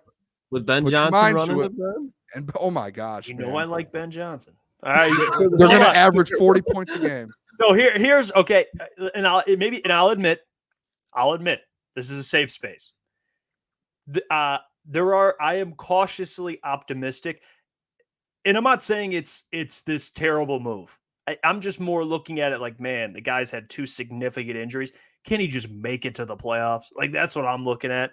It's not even like they gave him a chance on the practice squad. Cool. If he doesn't work, doesn't matter. I mean, Brad took the flyer. And he very well might. I think I'm more cautiously optimistic because I fell for the Emmanuel Mosley. I did. I fell for the Emmanuel Mosley thing. I was like Booner, just a young little pup. Get out of here with all that, with your negative vibes and your negative. There was a time where I was like, man, Emmanuel Mosley, and then he just tore his other ACL. So I was like, oh my god. So maybe that's why, Booner. I'll admit when I'm a little skeptical. That's on me. When did he tear that other ACL though? The snap he came back. Tim Patrick, full off season. Ben going. Do you still have that video up? The same video that we just listened to? No, I do not. Did you hear what Brad said? Like, he is out there making cuts. Like, he looks back like he was 2 years ago. Like, wouldn't have brought him in. Like, they brought him in in the red zone. I'm telling you, in the red zone, Tim Patrick's will be making plays, especially like we're going to see a couple plays that we look back at least in Detroit, where Tim Patrick's just blocking the dude in the other team's sideline. Like, Tim Patrick is a monster in the run game. He's going to be somebody on the outside where it's like, we were laughing about it, but it's very true. Like in the preseason game when Isaiah Williams caught that ball over the middle and Donovan Peoples-Jones looked like a lost puppy, didn't know where he was. He was just confused, baffled. He forgot how to play football for a second. Tim Patrick, you get him out there, Jameson Williams catches a drag route, you got him on a safety or corner, Tim Patrick's playing him in the dirt, Jameson Williams getting 10, 15 extra yards. So that's where Tim Patrick, again, if healthy, which I think he will manage to be, maybe not the full season. Injuries happen, but I think he'll be healthy for the majority of the season. And if so, that's going to help this offense. Not huge on the stat books, but he's going to be a piece where it's like almost, and we can laugh about it, but very almost like how Juwan Jennings is with the Niners, where it's just like, Juwan Jennings just made that play. Why? Because nobody's thinking about Juwan Jennings. And Tim Patrick is a guy, he's a big target to throw to. Jared Goff, he's basically like a tight end out there. I mean, he's 6'4", 212 pounds. And Phil said in the chat, does he block? Like, yes, he does. Like, Tim Patrick is one of those guys. He's a great team guy, too. Like, he is not a guy you will have no issues with him. He'll put his body on the line for the team. Not literally because we don't need him to get injured, but, like, he will go out there and block if you need to. And defenses, like, they're going to have to account for Tim Patrick, especially when they realize if he comes back the first couple of weeks, and he might not play week 1 or week 2, he might still be getting into this offense. Like, you do have to be a little patient with the guy that's just getting brought in. But as he gets going a little bit, you do have to be a little, like, if he makes a couple plays in the first week 3, week 4, defenses are really going to have to account for him. And when you're already accounting for other weapons on that offense, you don't want to have to account for a guy like Tim Patrick as well, because then that's going to open up the health. It's like Marcus Davenport, Jeff. If we can keep him healthy, you have something. I don't like that comp. It's true, but I don't like that comp. It's true. Like if you could two different narratives we got on my side. That's on me. That's on me. But like it's both of my narratives. James Houston. Oh, yeah, we'll do that one. I love it. I will admit he does bring value when he doesn't have the ball because of his ability to block. Which I can sign I do like that. It's really the only thing that I'm concerned about is just the injuries. That is it. Which is fair. And even they brought in Allen Robinson and another guy that, not necessarily, he's had some injuries, but someone that's just, last couple of years has not been quite the Allen Robinson he used to be. But I want to play this clip of Brad because he had a little gem in this clip of something I don't think he's ever brought up before about his, how he thinks about Allen Robinson and why he might have wanted to bring him in before recently. But here's that clip. And then Allen Robinson, he was a guy that, we wanted to add in free agency a couple of years ago. Obviously a Detroit kid from here, but that's not the reason why he's here. But, he's another guy that can step in and we know he can play. And then Allen. Hey, remember when we talked about a lot about Allen Robinson in free agency? Even last offseason. Yeah, and they didn't sign him, and a lot of people were like, "Man, that was a good thing they didn't sign him." Brad wanted to sign him. I mean, that was a real thing. I think that was coming off the Bears. That was after the Bears, right? He had free agency after the Bears. Yeah. It wasn't Brian or wasn't Allen Robinson?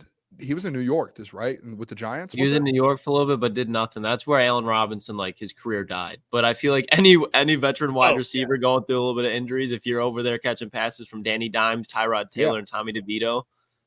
Yeah. Do you know why this actually might be a good thing? They did joint practices with the Giants. So they were able to see Allen Robinson. Allen Robinson looked good. Remember, I told you boys that I was like, Allen Robinson looks nice right now. And I was like, that's it. I'm telling you. I agree. And one of the biggest things too, and I forgot to get a clip of it, so I do apologize. But Brad did mention, someone asked him, they asked him and Agnew, hey, how hard, what is it like now compared to when you first got here for wide receivers, agents, and people reaching out to you? He said every single wide receiver agent over the last week or so, when all this is going down, every single agent reached out to the Lions and said, I want my player to be in Detroit, and players wanted to be in Detroit. So Jeff, to the point with Noah Brown and Terrace Marshall, who went to the 49ers, all of these different guys, Brad had his pick. He could have, from those comments, every single wide receiver agent was reaching out to him saying, we want to come here. He was the one that was able to sit down and be like, all right, do we want Noah Brown? Do we want Tim Patrick? Do we want Allen Robinson? Who do we want? And he was able to specifically pick out, give me Tim Patrick and give me Allen Robinson and Robinson. And he said, I'm okay with Noah Brown. I'm good with Terrace Marshall. And he moved on. So he was the one that came out and picked them. So for me a little bit, and I know this is slappy, welcome to Booner's world. I trust Brad Holmes with everything. I know sometimes I question him with the edge and that, but when it comes to decisions the James Houston, I sit back and go, I do not know more than Brad Holmes. As much as you guys might think I do, I don't. And I trust Brad Holmes going, yes, give me Tim Patrick over Noah Brown. Give me Allen Robinson. Jeff doesn't like that. Allen Robinson, I question Brad Holmes. I dare you. Yeah. You're on the hot seat, Jeff. And I get it. I'm sure a lot of agents were reaching out. All I'm saying is, let's see how the Tim Patrick experiment goes, and then we'll see how Noah Brown, how he looks with the Commanders, and we'll kind of compare. I think that'd be a fair thing to do. But we'll see how it ages. Maybe I look like an idiot in 3 months. Maybe Tim Patrick is making plays every week, and we're like, wow, and he's out there who knows? I see the chat talking about Colorado. What's going on? Dude, they're down. Selling. North Dakota State's manhandling them right now. Horn got a 7-yard touchdown. Travis, yeah. I mean, North Dakota State's they might be not a powerhouse or a Division I name, but when you look at North Dakota State and what they do, if you sleep on North Dakota State, which the way that Colorado kind of approaches things, I think they're a little arrogant in my mind, at least for where they're at in their stage. I'm not a Colorado hater by any means, but North Dakota State, that's definitely a team when Colorado struggles on defense. They're not the most physical team. That's a team that can just have their way, and their quarterback is cooking. Their quarterback? It was Matt Rule when he got to Nebraska. The one thing he told them, and he showed up there, and they were asking about the schedule for the next few years, 5-6 years, like, hey, down the line, who do you want to play? He said, just do not schedule a Dakota team. I don't want North or South Dakota. Don't ever schedule one of those games. And that was like his only stipulation because they're tough. All they do is win national championships. That's all it is. But Colorado, to be honest, their defense is just so bad. Like they are so bad.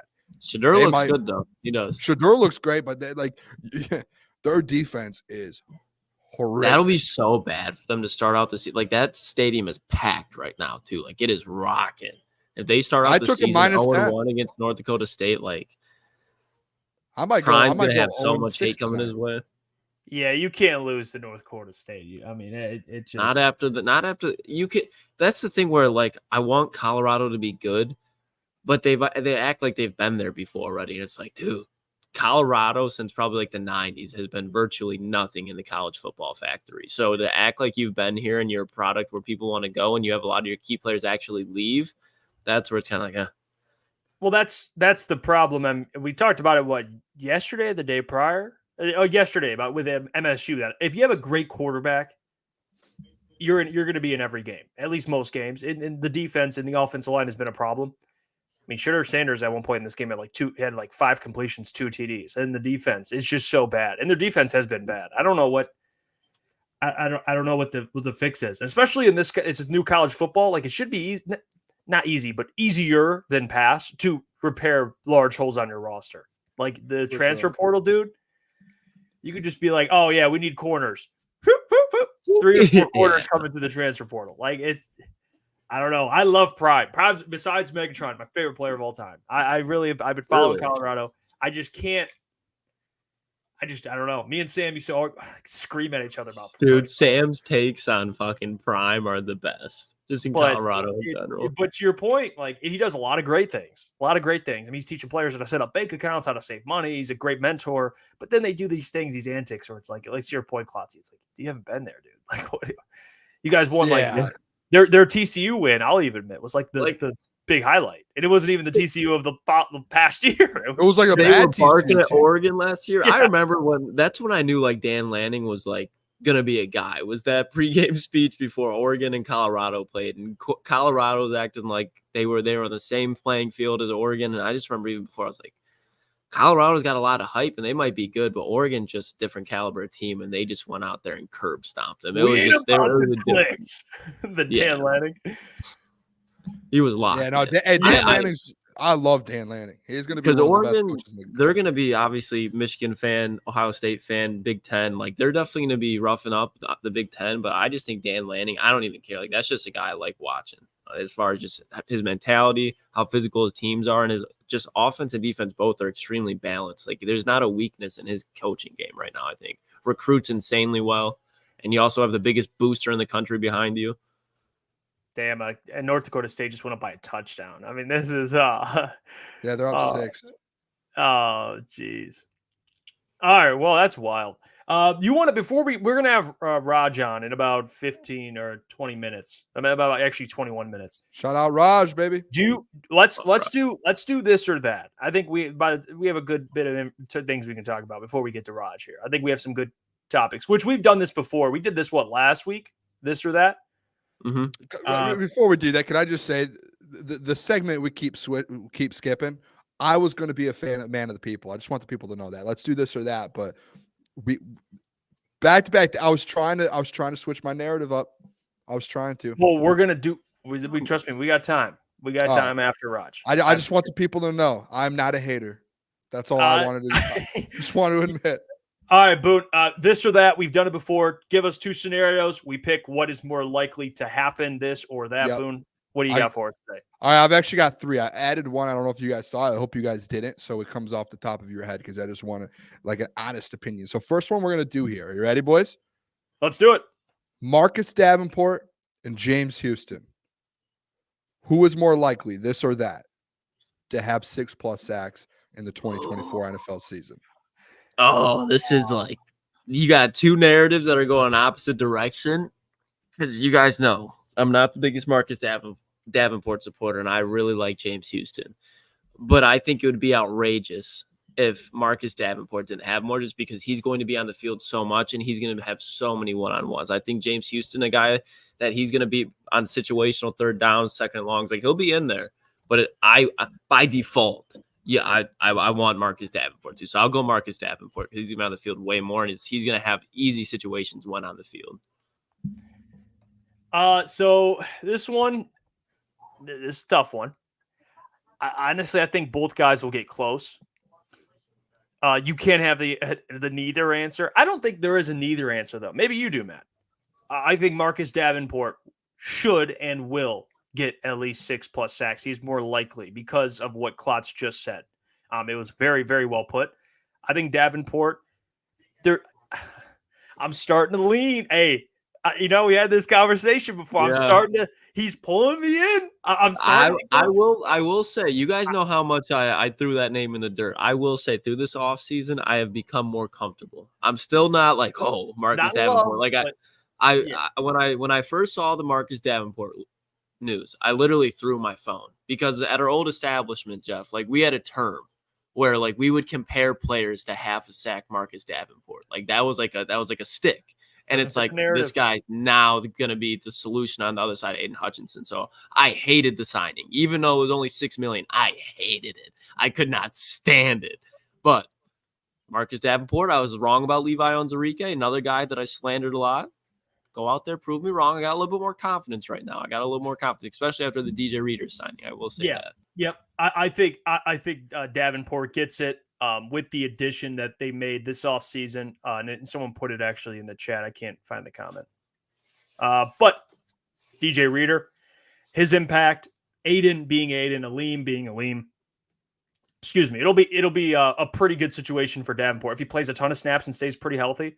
Yeah. I know injuries are going to happen. Obviously, every player, we always say that if healthy, but if he just stays majority healthy, he should get 6 sacks. That should be doable for him. So I'll go Davenport. I'll go Davenport.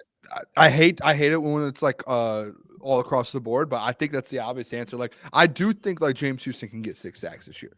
Like I think if he's healthy for 17 games, I can't see a world where James Houston doesn't.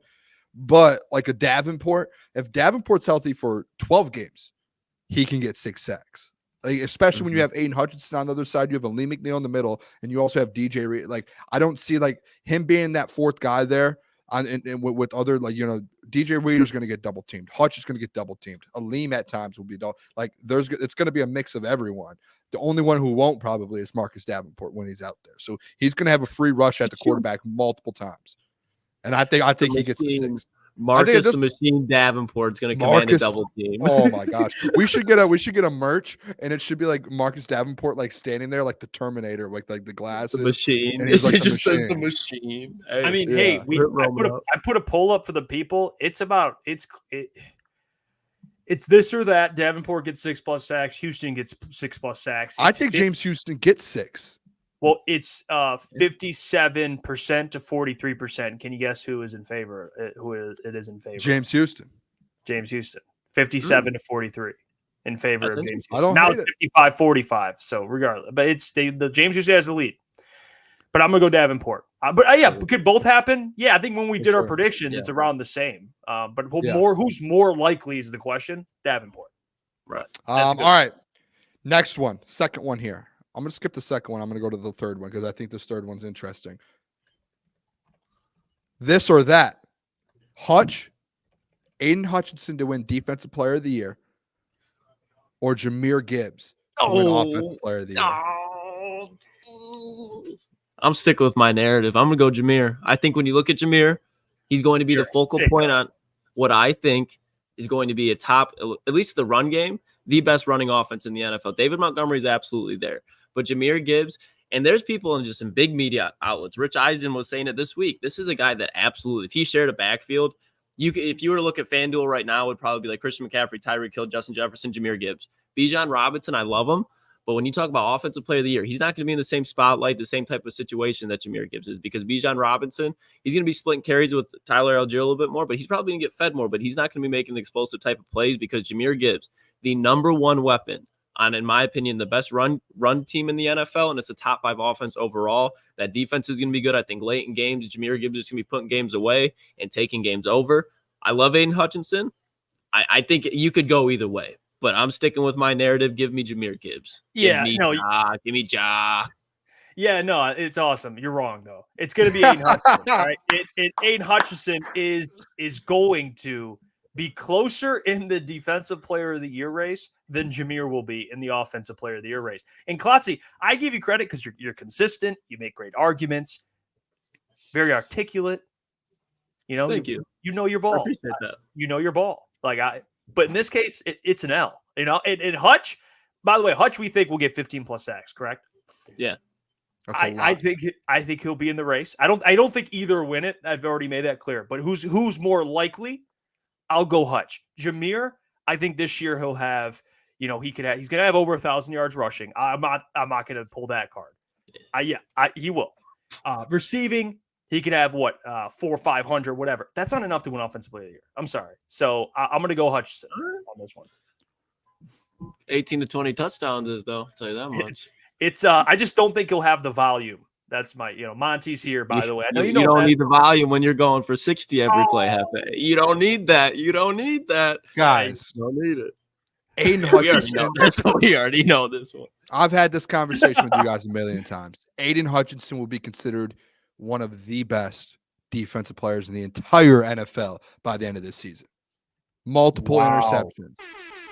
17 plus sacks. I've already made the statement. I believe he will lead the NFL in sacks this season with the defense that they're going to have this year. Aiden Hutchinson is going to be not just the best defensive player on the football team and on the field. He is going to be a game breaker, a game changer. Aiden Hutchinson is going to change games single-handedly by himself. And yes, Jahmyr Gibbs will too. Aiden Hutchinson by far will be the best defensive player. He is going to be the defensive player of the year this year. I've already made that statement. I have nothing else to say. Jahmyr Gibbs, great player, going to be an all-pro running back this year. But Aiden Hutchinson will win the defensive player of the year award. No question about it. 17 plus sacks, multiple interceptions, multiple strip sacks. This man is going to go out there and show the NFL why he's a top 5 edge rusher, a top 5 defensive player in the entire NFL. Now everyone can sit down and you can put that jersey down. Go grab your Hutch jersey. I know you have one. You wore it the other day on the show. How's that for exposing you? Hey, I'm a supporter of both. I know you wore it on the show the other day. You said, Booner, should I wear this? I said, yeah, brother. That's the best defensive player in the NFL. I have Aiden Hutchinson. You know what I didn't even think about, guys, though, about that? And Booner, you nailed it because you brought it up. He might have a pick or two. That's got to sprinkle a little bit more in those odds, huh? He will. That's why, all right, this is the thing where people like try and have this argument with Hutch. Hutch doesn't just get sacks. Hutch changes games. Remember last year with the Myles Garrett thing? I was one of the ones saying TJ Watt needs to be Defensive Player of the Year. The reason Myles Garrett is in those conversations is because he just changes games. He'll have a strip sack that will end a game. He will single-handedly change the course of a game with the Cleveland Browns. Same with TJ Watt. Aiden Hutchinson's one of those guys. How often do you see a defensive edge in the NFL that's not top 5 go out there and win a football game for a team? Hutch has already done it for this Lions team. Even with the bad defense, he's done it. Think about adding the secondary back there. He's going to have an extra half a second or a second to get to the quarterback. It's over for the NFL. And Jahmyr Gibbs, again, Klotz. Jahmyr Gibbs is an all-pro. Jahmyr Gibbs will be an all-pro running back. I agree with that. I just don't. We know where our narratives lie. I'm sticking to my Jahmyr guns. They're great point, you guys. Great points, but they just simply don't fit my narrative. Jahmyr Gibbs, top 3 running back in the NFL this year. I think it happens. I know it happens for a fact. You know what, Lucas? It is I'll give you this. Rich Eisen. Lewis Riddick. Rich Eisen. Rich Eisen said he did not say when. He said a finalist. Oh. See, Klotz, he goes and says it. He means it. See, I will. You know what? I'll say Jahmyr just like you be a finalist. Just like you say he'll win. We say it will happen. No, I'm just kidding. I love Rich Eisen. But I thought he did say he'll win it. But I guess a finalist, whatever. He'll be in the race. So at least Rich Eisen's high enough too. Rich Eisen. I mean, in his rookie year, this is why I do think like it's a very big possibility. Alvin Kamara is a guy that's always in Offensive Player of the Year conversation, at least in the early part of his career. Yep. And Jahmyr Gibbs in his rookie season, pretty much ran for Alvin Kamara's career high. What's up, man? Do you have a diamond chain on right now? Nah, the gold just shining, obviously. Okay, I was like, don't get me hyped up now. I'm bro. sorry. I was just like, wait a second. Now. Did I just notice this guy's got like diamonds on his neck? Yeah. Like, what are you doing over there? No, Jameer gave him a piece for the PR. Yeah. That's what. Hey, no, I don't know about that. It's a little sus, a little pause moment there. Not out of you, not out of you. I'm saying if that did happen. I'm saying if it did. What if he got you a necklace? Jameer got me. Job. Oh, I okay, don't think yeah. it's not that crazy. It's not that appalling. Dude, Dylan Gabriel, did you see what Dylan Gabriel did for the Oregon team for this offense? Have you seen some things that Dylan Gabriel does though, like on social media? Dylan Gabriel put a table out there, and he gave his whole offense just like diamond chains, and they could customize it. He had like different Oregon, different like diamond, like it was crazy. I sent the video to you guys today. Shows how much you guys watch. I send. No. I will say, Dylan Gabriel taking care of the offensive lineman. It's not quite Caleb Williams giving his offensive lineman ball sacks. You see that? That was fake. That was fake.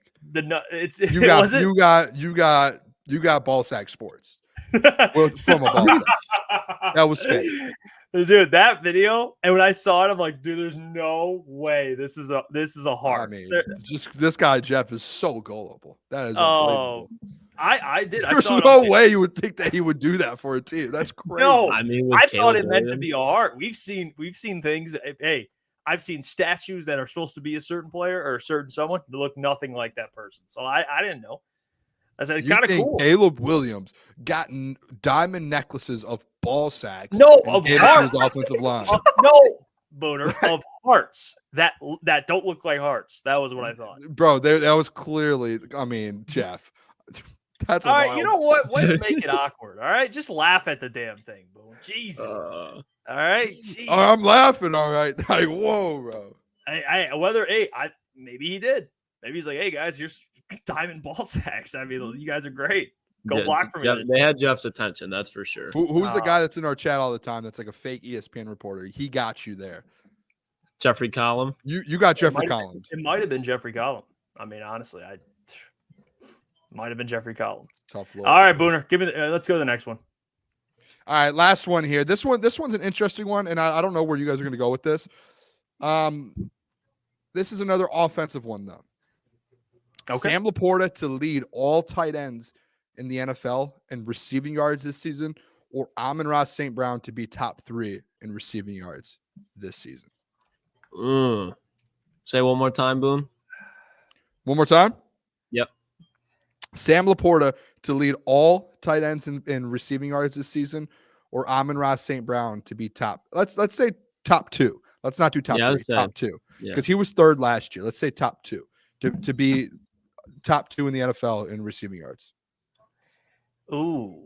Yeah, this is tough.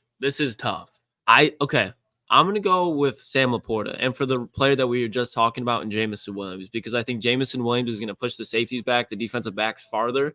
And I think when you look at Amon-Ra St. Brown, I think top 3 is probably where he's going to be. But I think 2 guys that are just going to have monster receiving seasons. And you could even say 3 guys in front of him. But Tyreek Hill, bank it. He's going to be in the first 8 weeks, Tyreek Hill is probably going to hit 1,000 yards again.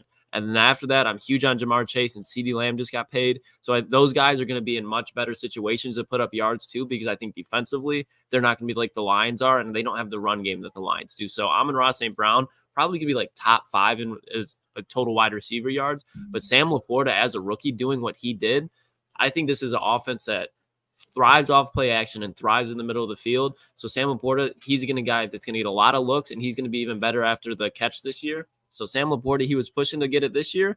I think it's more likely that he would get it than Amon-Ra being top 2, even top 3. Jeff, this is tough. I'm gonna go Sam Laporta because last year 1,000 yards led all tight ends. That was George Kittle. I don't know. It's not going to be the same this year, but I have Sam Laporta a little over 1,000. That might not be enough. But Amon-Ra top 2. I mean, you got to think Tyreek Hill will have his almost 2,000. You have CeeDee Lamb, who's going to get so many targets on a team that's mid. So he's gonna get a ton of receiving. Or they'll be down in a lot of games. And then after that, I'm gonna go Sam Laporta. Because I think Amon-Ra is about the same. I think he's around 1,500 yards, and I don't know if that'll be top 2. So I'll go Sam Laporta. More likely to happen. More likely, I'll go Sam Laporta. I love the support from Sam Laporta, boys. Love it. Big fan of Sam Laporta. I think he's going to be. I think Sam Laporta gets 1,000 this year. I had him at 1,025 yards or 1,050 yards when we did our prediction, and that would have been first last year in the NFL. But I think this year, a guy like George Kittle, I think there's going to be a guy that gets up. I think a tight end that has a big year. I think Sam could be that guy. But I just think, again, with Amon-Ra St. Brown, I don't know if you guys remember, and anyone that was, it's in the chat right now, and anyone that was at training camp, I don't know if you guys remember watching the Jared Goff and Amon-Ra St. Brown connection this offseason. And I think coming out of a 1,500-yard year, it's easy to be like, yeah, there's no way that they can get better. There's no way that duo and that connection can. It got better, and it looked like a different level. Amon-Ra St. Brown and Jared Goff's connection in training camp and every practice I've been to, and everyone that's talked about those two has been like, hey, this somehow, some way, they figure out a way to take it to another level. I think there's a chance you see an Amon-Ra 1,700-yard year this year. Like I would put my money on yards. I would put my money on him getting like 1,600 to 1,700 yards over Sam Laporta leading the tight ends in receiving yards. And I don't think that's crazy, because if you went and watched these practices and you saw what Amon-Ra has increased every single year. And I know there is a cap in the NFL, but think about Amon-Ra, the list. When he sits there at the beginning of the year and says, hey, these are my goals this year. You're telling me Amon-Ra St. Brown has 1,500 yards on there again? Zero chance. He put 1,700 on there. He wants to go to a different level. He wants to go back-to-back first team All-Pro. And he knows there's going to be guys like CD that are going to compete for it. Jamar Chase is going to be back at a different level. Justin Jefferson's going to be healthy again. Tyreek Hill's going for 2,000. He knows it. And he's going to go out there and do everything he can to keep this offense at the level. I would not be shocked if Amon-Ra St. Brown goes out there and gets a 1,700-yard season and is competing for, I've said it before, Offensive Player of the Year and leading. I've said it. I've been pretty straight on this the whole time. There's going to be a year Amon-Ra St. Brown leads the league in receiving yards, and it could be this year. I just think the merge with JMO, there's no way 1,700. Like I think he's a guy that, again, we talk about it with JMO, where it's like he's a guy that can go out and there and get you 1,000, but he's not going to be in a situation where he can't, like, where he's going to be able to do that. Amon-Ra St. Brown, he's obviously going to get a shit ton of targets, but I just don't like. I hope you're right, Boone, but I don't see a situation where this year it's 1,700. Yeah, I mean, I think Amon-Ra, and we always say this, it sounds wrong putting like a receipt, like, oh, he'll be around the same, because the guy just works so hard. I'm curious to see like how it's balanced this year. Like, what is Laporta? You have Laporta, J-Mo, Amon-Ra, Jameer in the passing game, and you even have guys like Khalif. How is it all distributed? We had our list, a couple weeks ago, 2 weeks ago, yep, and we went through what we think each guy will have, but you just don't know. Will it be heavy Amon-Ra, or will it be like it was last year? I would tend to believe it'll be more like it was last year. Just I do think, though, there's that trust factor, though, a little bit. Yeah, like Jared Goff, like especially with Josh Reynolds out, and I do think JMO has a big year. I just think like the trust factor with Amon-Ra, and Amon-Ra is going to get better. Do you remember last year how he talked about his yak needs to get better, and he still led the entire NFL in yards after catch last year, and he's like, that needs to get better. I need to work on that. So like he knows it, and like I don't know if anyone noticed this. His last year in his goals, he had like 150 receptions as one of his goals, or 155. Like, that's the NFL record. This guy had 119 last year. His goal last year was get to 155. Like, think about that. Like, this guy's mind is different. Like, I get it. But like Jeff, earlier in the show, when you said you think it's a guarantee he gets 1,500 this year, and some people were like, oh, 50, the guarantee. Like, no, Amon-Ra is going to get 115 or 1,500. Like, that is going to happen. So, like, I don't think there is a question in it. And I think there's a chance that he does take a step forward. And like, to Jeff, your point, if this man's guaranteed 1,500, 200 yards more for Amon-Ra St. Brown isn't crazy. Not crazy at all. Yeah, I mean, I'm looking at some of the chat. I mean, burning issues, Amon-Ra St. Brown gets 1,700. Tyler says, I think dude's ceiling is 1,600 on this squad with how Goff spreads it around. That's the only problem. That's the only argument that I think I'll accept back is the weapons on this team. Like, that's it. Like if you take a weapon off this team, like say like you need Amon-Ra to take a step back or Amon-Ra to give you more yards because J-Mo's out for a couple games or something, then 1,700 seems very fair. But I do think like 1,500 minimum this year. You will see 1,500 out of him again. Well, let's welcome in our guest. It is 9:30. In the Tigers, I don't know that. You snuck one out. Did you hear that? Oh, okay. I don't know. Alexa, you guys ever just randomly say shit? I don't know. That's anyway. They're listening to everything. Let's welcome in our good friend Raj. By the way, legend. Yeah, absolute legend. Tigers lost today. We talked about him yesterday, and I thought, man, why not reach out to our good friend, the man who covers this thing for a living, which you guys can find him on all platforms. Link will be in the description. Please welcome to the show, Mr. Raj Castillo. Raj, how you doing, my man?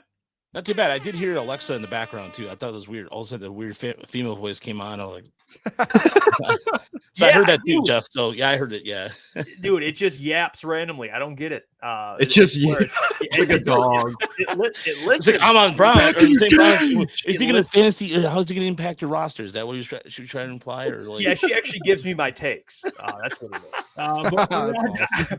Raj, I gotta ask you, man. All right, we talked about this yesterday, and I know the Tigers. It's been a lot of fun, like being able to talk Tigers, and it's been exciting.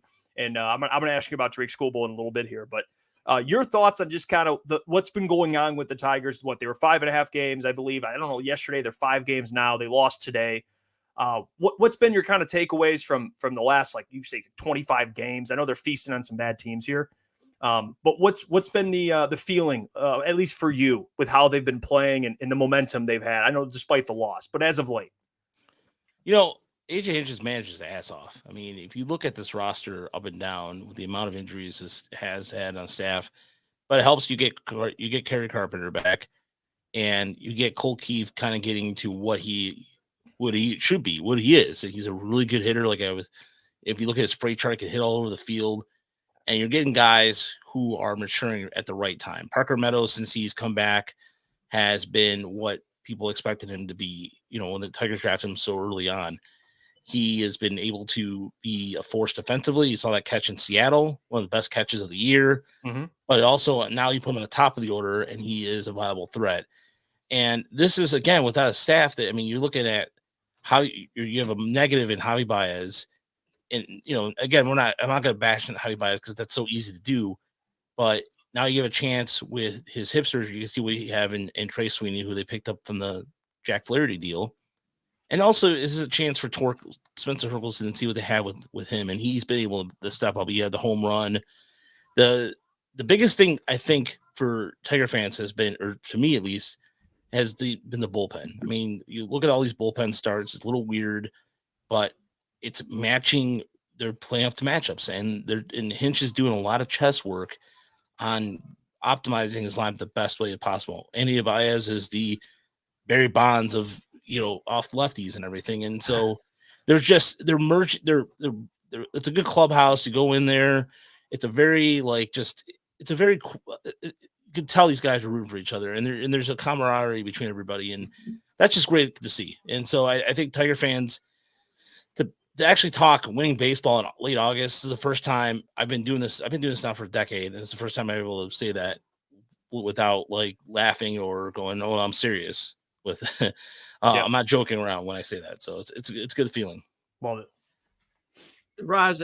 First of all, thrilled to have you back on. Always love talking to you. Miss you every day that we can. My one question that I do have for you, because me and Booner kind of went back and forth on it, was I brought up the point that it seems like over the last couple of years, the Tigers, they keep going on these streaks where it's like, oh, they could be back, and then it kind of flares out. What do you think is going to be the key to consistency for the Tigers to be able to keep these runs going so they can make a legitimate playoff push? I think it's also just getting healthy. A combination of getting healthy and also really just kind of other guys who like role players to emerge a little bit. And that's what the case has been right now. You look at the series in San Francisco, in Seattle, and even against the Yankees, there's guys just stepping up out of nowhere. Chase Young had a really good at bat yesterday. We had this 10 pitch at bat, and he gets on, and that allows for Torkelson to do his thing. So I think the key here is these guys they haven't faced these are rookies. A lot of them are just getting new experiences with them. So I think that's going to help. And I also, guys, a key guys, like you want to look at Brent Herter has to step a little took the loss. He still looked pretty good though, but he's got to stop giving up those home runs that hurt him early on. And also another key, especially you're going on the road against San Diego, the Padres that offense is that's a really good team. And so you have to take advantage of other teams' mistakes. And so I think the Tigers sometimes they don't do that often enough. I think sometimes they wait for things to kind of, they're always come back late. And I think they have to start taking advantage of teams early on and just let that, get that going early on and just stick with it versus always trying to come back. Hey, Raj, you mentioned a couple things in there with like young players. And I think that's like, at least for me, and I was on the show yesterday being like, and these guys were kind of coming at me a little bit because I was saying, hey, no, these young guys, they're finally starting to come around. And I think for the last 2 or 3 years, this is what the Tigers fan base has been waiting for, is guys like Spencer Torkelson, Colt Keith to come up, Parker Meadows, like guys to actually not just have like a good 5-6 game stretch to where like, oh, they went on a 5-game win streak and then it's just nothing. But like, it feels like 15, 16, up to 20 games. It's like, hey, these guys are actually playing really well. What are your thoughts here with these young guys, like Parker Meadows, Spencer Torkelson, Colt Keith, like guys who have been moved down and they come back up and they're like, hey, we're here now. We could play. Like, do you think this is sustainable for guys like Spencer Torkelson and Colt Keith and Parker Meadows, or is this like hey, like we still need to see more? Because for me, it feels like, all right, things are actually starting to click here in this organization, especially with these younger guys. And in my opinion, Raj, if they finish the season doing what they're doing now and going into next year, I don't see how next year you're not competing for a division with some of these young kids. Like I don't see it. Am I too over the moon on this? Because yesterday I said all of this and it was a war. It felt like I was fighting a battle by myself. No, Booner, there's some truth to it. I mean, for me, I know I've gotten a lot of crap from people that Chris and I have graded Spencer Torkelson very hard, and rightfully so. I mean, there's times where at Toledo, you looked at Toledo and he looked bad. He looked bad, and he's been getting better. But at the same time, I'm still defensively. There's a defensive cue yesterday where Tuesday. I think it was Tuesday or Wednesday. Oh, it was. I think it was yesterday, where there's a fly ball to the right, and Verlaine should have called him off, and Torkelson just said like, I don't know. There's sometimes it's a defensive adventure with Spencer Torkelson. He is hitting the ball better, but I also worry about, like, you kind of look at numbers in August and September, especially September, and you kind of have to go, okay, well, how's that going to play in April or May with some of these young guys? Because when the word gets out about these guys, of course, it's going to be, okay, how do they make the adjustments? I think with Colt Keith's the real deal. I think he's a guy who's going to hit 25 home runs next year. I think this guy has potential to win a batting title. That's how good Colt Keith is. I have 100% confidence in Colt Keith. Like I was early on about him. I've been, since doing the Tiger Runner report, I said Colt Keith. Everybody's like, whatever. No, Colt Keith is legit. Everybody else, Jace Young, to me, is a good hitter. He's a very good hitter, but can he play third long term? That's the question. I don't know if he has the range for it. You can see sometimes those throws are getting a little short sometimes. But can he play at second base? Sure. So the left side of the infield, to me, is still a big question mark as far as consistency goes. But Parker Meadows, I think, has figured things out. I think Parker Meadows is kind of like, just, you knew defensively you were getting, but offensively, he's been taking better at bats. He has been hitting the ball really hard, and he always already had a good eye, but he's not swinging. He doesn't look lost at the plate. But again, with Torkelson, I really want to hope that he turns a corner. And it's because what's going to happen is, if he does really well, the Tigers will go, well, hey, we don't have to spend on a first baseman. We don't have to spend on too many people. And they don't have to spend in the offseason. And the reality is, guys, they still have to spend a little bit. Yeah. Now you have one of those payrolls in the league. Go out and get that player, that core player that's going to help you win. Do you think Chris Ilitch spends? Do you think that ends up happening this year, this offseason? The way Scott Harris is really good at deflecting that question. If you notice in press conferences, when they ask him about spending, he's like, And so, like this is a lot of that, like he and Han kind of thing. I like to believe, gentlemen. No, I mean, I think he might surprise us, and he will. I mean, he says he will when he's good and ready, but if every move is going to be this 1 year, 2 year deal, I understand the free agent market last year was terrible. I understand that, be that as it may, but also, there's one thing about Skylar Harris he hasn't done yet is showing us his ability to. He loves his prospects, and he is excited about the returns he's getting out of his prospects, but. Where has he made that trade for a player? I mean, Matt Verling is coming close to it, but has there been a major league player that can come back and it made a difference? Not yet, right? I mean, you look at it, he's been able to get Tyler Holton. He's been able to find waiver wire gold, but what concerns me is when it comes to spending, what are they gonna do? Is Alex Bergman gonna come here? I don't know. I mean, I like to think so, but I don't know. I hope so. But part of me is also the cynical side of me is just like, I don't know, nah, bro. I don't know, man. Yeah, and I got to ask you too, because we talked a little bit about it yesterday too with Jace, and I know Chris Brown, by the way, shout out him because I just read your guys' article on Tigers ML Report, and he did like dude wrote an entire breakdown, in depth, thorough. And everything. Could you give your early thoughts on how he's looked and also the offensive upside that we know he has, obviously? Of Jace Young, I think the one thing about Jace Young is that he is a guy who has a really good eye at the plate. I think that one of the things about him too, from an offensive standpoint, is that he can barrel it up really well. I mean, he can hit the ball, he can spray the ball around a little bit. Even defensively, when he plays second base, he plays a pretty good second base. He was Midwest Player of the Year last year at second base. He's good up the middle. The one thing about him too, about if can he hit for power, I think the power will come to the ball. When he does hit it, he can hit a mile ton, maybe 20. He might be a 20, 30 home run guy. Right now, I don't see that happening, but I think maybe next year. But he has some really quality at bats where he is. If you look more like at the advanced data in terms of like hitting with the high exit velocity, that's something he's done since he's been drafted. And so the one thing that you hopefully can continue to do is hit like off speed sliders as advanced breaking balls too. I mean, like sometimes he struggles against high velocity, but so far he's surprised. Like this is so weird about Toledo. Some of the numbers in Toledo don't paint a complete picture. Well, they're like, okay, well, they hit 137 against sliders, but up here they're hitting a little different. Baseball. Guys, when they get up to this level, go, well, fuck it. No, minors don't minor anymore, and I'm just going to become a major league player. And I think with Young, I think you're starting to see that a little bit. I just hope that with a larger sample size, as teams figure him out, that he makes those adjustments. Because that's where like Cole Keith, the difference between him and Cole Keith so far is Keith has made those adjustments. And it's all really, but I think Young is a major league player, and I think he belongs on this roster. Just a question of, does he play third? I like to see him somewhere else on the diamond. That's just my opinion.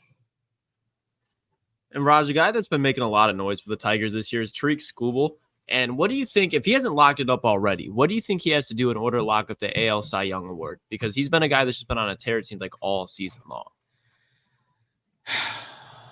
I don't know, to tell all the voters, the people that vote they suck. I don't like. How does he not win that? You know what I mean? Like, those. To me, the AL. If he doesn't win the AL Cy Young, I question my own sanity, because there's nobody better in the American League. Nobody better than Tariq Skubal. And those, sometimes when you see people, when you ever notice when people do the Heisman vote or the Hall of Fame vote, you're like, what the hell are you thinking? That's what I would like to see, the people who don't vote for him. Because who are you watching? You want, you're Baltimore's son. Oh, well, you want Corbin Burns. Okay, never mind. You're an idiot. Sorry. Yep. Like, Baltimore is going to, like, the reason why he wouldn't is because, quote unquote, about the winning, he's on a winning team and like all that bullshit narrative. But come on, I mean, he's diced up everybody. He's He's gone up against the Yankees, done well. He's done on national TV. He's done very well. What else more does he have to do? If he doesn't, like, to me, this is a lock. And I Talk think to me, Raj. It's a fucking lock, guys. Come on. Yeah. Man, come on. What else does he have to do? Corbin Burns. I mean, you know what? Here's why Corbin Burns would win it. Because if Baltimore's starting staff right now is in so much injuries right now, they have had, and the guy from Miami, forgot the guy's name. Trevor Rogers had to go down to AAA. So they're gonna, Corbin Burns has to step up and blah blah blah blah blah. But it's like Baltimore's offenses are, the team is really good. So shut up. Jared Skubal has had a team, he has had not the team that Corbin Burns has. So it's a lock. To me, it's a lock. Well, we like to hear, Ron. I just had to confirm. Raj, I just want this. I know we already asked you about the playoff push and all of that. I just want your honest answer. Will they make the push to go get a wild card? Yes or no? When it comes down to the last, say, 5 to 10 final games, will the Detroit Tigers be playing for a wild card spot? Yes or no? What do you think? What is it? 3% yesterday? What the hell is it now, Raj? 4%. It was 4% yesterday. They're only 5.5 back right now? They're 5.5 back. They have to have lot of there's two sides of me to this. There's the fan side of me that's like, fuck yeah, let's go, blah blah blah blah. But then there's a part of me, not cynical, but the analytical part of me, the baseball part of me that allows me to do a podcast and doesn't allow me to shout things like what I just shouted. Wants to say, well, ladies and gentlemen, I mean, they're going out to the West Coast, and but you look at their schedule right now. You look at their schedule. I mean, they have the Padres and then Oakland, and then for whatever reason, again, when they go out to the West Coast, Tigers tend to struggle. If the Tigers have Boston, they're hosting this weekend. They're chasing them in the wild card. If they can win that series, go 3-3 on the West Coast. Because then you come back and play the Rockies, and then you have the Royals, and then you have another stretch of the Royals and Orioles. I think they make it interesting, but I think they fade by mid-September. I just don't see. There's just too much variables going on. You have the Royals who are playing out of their fucking minds. Baltimore's really good. They're also trying to solidify themselves in the postseason. If they'd have to play Baltimore and Kansas City, I would say yeah. But you still have to face those teams, and I believe twice.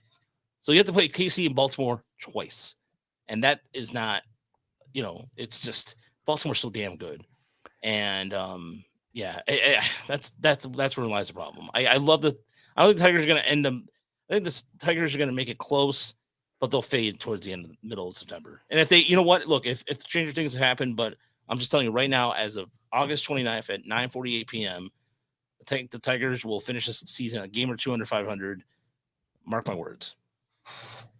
So, in other words, Raj, love it.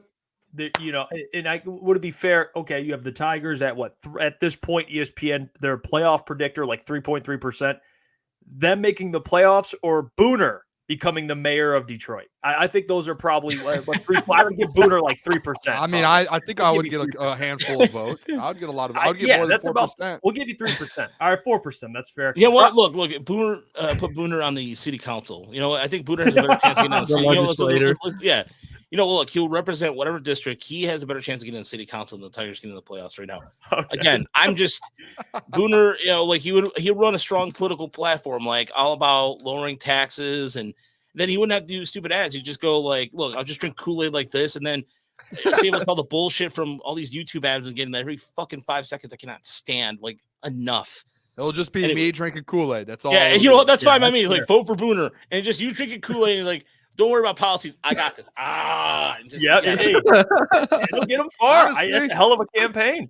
Honestly, this isn't like a bad idea, especially to promote the show and keep growing. Yeah. I'm gonna go run for some sort of city council or some sort of office. Yeah, you got the hair for it, man. You have great hair. See, like I say, you got the hair for it. All you throw me in a suit. Raj, we don't need to gas him up right now. We don't need to gas this man up to run him for he's got the path to worry about. If this man's running a city. Well, look, I'm giving you look, you guys have to deal with him every day. I don't, so I'll just gas him up because I love the guy, so that's fine by me. Hey, You know, I appreciate the hair compliment. I love that. Yeah, for real. Like guys, when you run for politics, you have to have good hair. You have to have good hair. You don't have good hair, you look like an idiot. Mm-hmm. Good hair. It's essential. That. Hey, Raj, we appreciate you guys. Please, you see it right there in the lower third. You follow Raj on Twitter, of course, and check out Tigers ML Report. There's the @ and MCM Baseball Pod as well. Raj, we'll talk to you very soon, my friend. Always good to see you. I'll see you guys around the ballpark, man. See you guys. There you go. Appreciate you, Raj. See you, man. There you go, Mr. Rogelio Castillo, the man. I want to say this. I've ever met. Oh, Raj is just an all-time. I was about to say all-time human. That's a weird thing to say. Just all-time person. Like, I mean, he is all-time. Great human. Like, just great person from heart. Like, great person.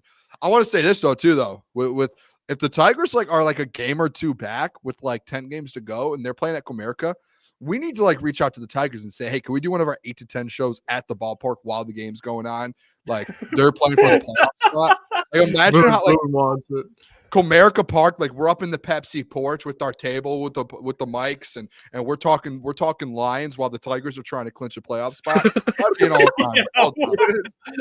We're recapping with the week 1 game. Yeah, how about that? That'd be unbelievable. Oh my Aiden Hutchinson, defensive player of the year. He started on week 1. The narrative's there. I was gonna ask Raj if hey, could you hook us up if that happens? He might be able to put us in touch with someone. Raj connected for sure. Yeah, you know what? We got about 8 minutes. Boone, do you want to get into the topic we were going to discuss earlier? You want to save it for tomorrow? We still have tomorrow. We can get into it. Yeah, we can save it. Let's do mailbag. Let's drop. We haven't. Right. Let's do 8, 9 minutes or 10 minutes of mailbag here. Okay. And while we're wait for mailbag. Like the stream, share the stream, buy some merch, go support the fellas real quick. How many likes are we at? We're at 2 seconds to 81. Like the video. Let's get to 150 likes here within the next 30 seconds. Everyone, right now, if you haven't while you're watching, hit the like button for the boys. Yeah, I mean, the people have been absolutely crushing it because, again, when you like the stream, I know it sounds, we don't want to be drop a like and follow.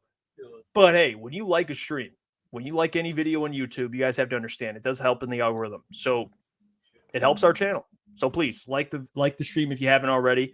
I saw a question here earlier, not really a question, but more of a statement, I guess. Or no, it was a question. And I think it was from someone. I want to give credit to him. I think he might still be in the chat. He might not be anymore. But shout out to him. We're getting to it now. He might be gone. But he asked the question, would it be surprising if Ayiuk McNeil, besides Aiden Hutchinson, has the most sacks on this team? Would that be surprising to anybody? I think that's what at least for me, that's what I'm expecting heading into the season. DJ Reader's not going to get more than DJ Reader max on the season would have 3 sacks, and I think that's being generous. That's just not where his strength shows, in my opinion. We just talked about Marcus Davenport, James Houston, probably both going to be around 6 sacks. Ayiuk McNeil, I think if he were to have anything less than 6 sacks would be disappointing. I think Ayiuk McNeil, Agreed. that he could really go out there and get 10 sacks if he hits the ceiling of his season. But realistically, I think he's a guy that could be on track to get 8. And that's talking about an interior defensive lineman. That's how you get paid from the Lions. Mm-hmm. Yeah, I would not be shocked if Ayiuk McNeil is the second leading. Who was it? Matabuke in the Ravens. I know people are like, oh, Booner, he can't go out there and get 11. No, with DJ Reader and the defensive line improving in the secondary, Ayiuk McNeil. If you saw him at training camp and the Giants joint practices, and from the conversations that are being had, it's he's gotten that much better. And the Lions right now, Brad Holmes said it today, they're in early talks of his contract negotiation. And I think I said it in the past, I think if you're going to sign Ayiuk and extend him, do it right now or during the season, because at the end of this season, the money and the price is going to go really high up, because I do think Ayiuk has one of those big years this year. So if you don't sign him within the next 3 or 4 months, you're going to have to pay a pretty penny for him. Yeah, and I see. By the way, I agree with everything you guys said. I mean, there's not really much to add there. I saw that Derek asked, and we'll get to some other one. Mailbag, any special guests for week 1? I want to hear from you guys. What are guests that you'd like us to get? I've never. Yeah. I think it's good to hear from you guys, and guests that we've had, guests that we haven't had. We'll obviously reach out to them. Can't promise they'll. We could reach out to anyone. We could do our reach out to anyone. So who would you guys like to see? And even people that have been on the show. I'm going to reach out, maybe do some more collaborations next week. Maybe we can talk to Dion a little bit. I want to every day have a different guest. That's kind of would be the ideal layout. I'll say this. We should get a Rams beat reporter at some point next week with the Rams coming up. So obviously it's Rams week. I will reach out and we'll see if we can get one person I want to get. And actually, I'm going to actually figure out if we can do this with some connections we have. I would like to get Boston Connor or someone over from the Pat McAfee show for week 1 of NFL. So I think we can get that done and we can figure that out. So I think next week, and as well as Tom Grassi, I think I'll reach out again. Last week we tried to get him when he was stuck in Detroit. He ended up getting a flight out, or he would have been on the show last week. So maybe we'll get next week, maybe every single day we'll have like a big guest. I think we should shoot for the stars and bring in some guys next week. Week 1 of NFL. There you go. Is there anyone in Detroit that we haven't had, like a big name in Detroit that we haven't had that people want to see? That's something I'm interested in. I'm just a ton of people out there we can still get. I see this too. Bert, what were you going to say?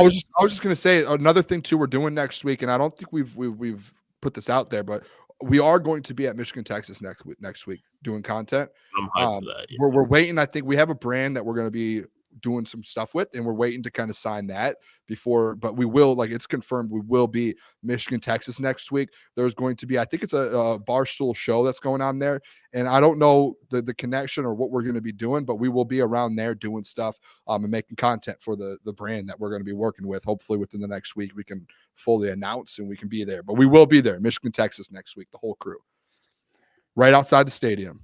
Yep, there you go. Can't wait. Go blue, baby. Hail to the victors, valiant. Hail to the conquering. All right, sorry. Got to do that annoying ass like Mr. Brightside. Oh, and Klotz will be in Michigan gear too. Klotz, I don't know about that. I might for the Saturday. cause for that game, because I won't be watching Ohio State game. I might need to wear my, because I stand on business. If I went to the big house one time, Ohio State merch. Ohio State wasn't even playing. They're playing Wisconsin. Ohio State. Lang. Let's get TJ Lang next week. Let's make that. TJ Lang would be a great one. That's actually one I'm writing it down. Taylor Lewan there. I'll wear my Ohio State. That'll be the 1 week. I'll be in the big house, Boone. I'll be outnumbered. It would just be more pain on to me. Taylor Lewan will be there. Yep, that'll be. I don't not confirmed, but I think we will be working pretty close with some people there. I'm just going to say that little tease. Hey, collab. I can't wait. It's going to be a big weekend next weekend, man. Yeah. Burning issue says Mailbag. How do the Lions use Vaki this year, and what kind of production does he get?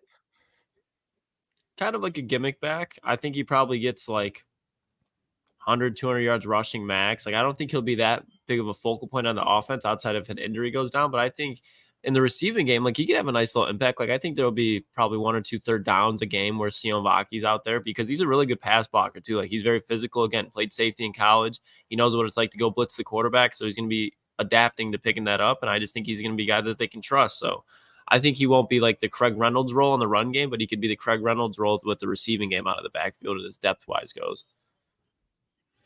There you go. Yeah, I'm pumped to see Vaki. I'm interested. You guys remember the AI thing that 33rd team did, and they said like 500 all-purpose yards? I'm interested to see what they do with Vaki. Like, is Craig going to be the first man up after DeMont and Gibbs, or is it going to end up? I think it should be Vaki, but yeah, I think Vaki's the clearly, like, besides your starting 2 running backs, the most talented back you have. I don't know how they would. I'm curious how they use him. I wish I had like a definitive guess on it. But he is just a weapon. Like, dude, catching the football and running the football, he's a weapon. So, I mean, we agree there. Oh my God. Colorado was just about to take the lead there at like the 3-yard line. Shedeur Sanders threw a pick. That's bad for me. I have -10. I have a -10. That just took all the momentum away. They were about that. Stadium was about to go nuts. It wasn't really his fault. The pick, I don't know if it was. I just saw the back end of it to where the ball got tipped a couple times. I'm watching the replay. It looked like it got tipped. It was that was just a bad throw for real. I mean, it was unlucky that it hit his foot, but should have been an incompletion. But it's just unlucky. That sucks. Easy. He said predict Jared Goff's end of season stat line. This is a good one. We actually did that a couple weeks ago. Yeah, I'll stick. I like the 32 touchdowns for sure. I can't remember. I think he gets somewhere between like 44 to like 4,500 passing yards. I mean, I don't know what else you really want, but I think, yeah, maybe gets an MVP to vote or two, Boone. Love he ain't that. winning it. Might get a vote or two. I think I said like 4,750 yards with like 34 touchdown passes and less than 10 interceptions. That was my prediction. So I'm in the same. I'm a little lower than you guys, but same like number. I think I had like 31, 32. We're all 30 plus TD. The picks, I think he'll have like 11 picks, 10 picks, maybe even 9. It'll be around a couple, around that number. I don't think he had any more than that. I don't think he's going to throw close to, if not 10 picks, around that number. I think it's like 8 or 9. I think it's like 8 or 9 picks. I do think, like, do you remember that stretch of football from when they went 8-3 or 8-2 to end the year into the next year? I think you're going to start seeing a little bit more of that Jared Goff, just because like the defense is going to be stepping up, and he's not going to be put in so many tough positions. And I think as well as adding J-Mo, and you're with Sam Laporta another year, I think there's going to be a opportunity for him to kind of take a step back and say, hey, I can take care of the rock now and be a little smarter like he was through that stretch of games. Oh, yeah. All right. Sorry. I was just reaching out to a Rams guy real quick. Sorry. Just make sure. Oh, hey, no. Hey, 100%, Jeff. 100%. Well, hey, 100%. Hey, no big deal. It's not like the show's over in 30 seconds, huh? Hey, we're trying to be great right now. All right. Let's hey, appreciate you guys so much. Thank you to Raj for joining the show. And also tomorrow, a lot more to get into, previewing college football for the weekend. A lot of college football to talk about. Can't wait for it. So tune in then. We'll catch you guys. Don't. Yep, never mind. Go ahead. We'll talk about it tomorrow. Okay. Peace. Love you guys. Peace. Hey, love you guys. Officialctsports.com. Get your merchandise. Don't forget about it. All right. Until tomorrow. Deuces. Peace.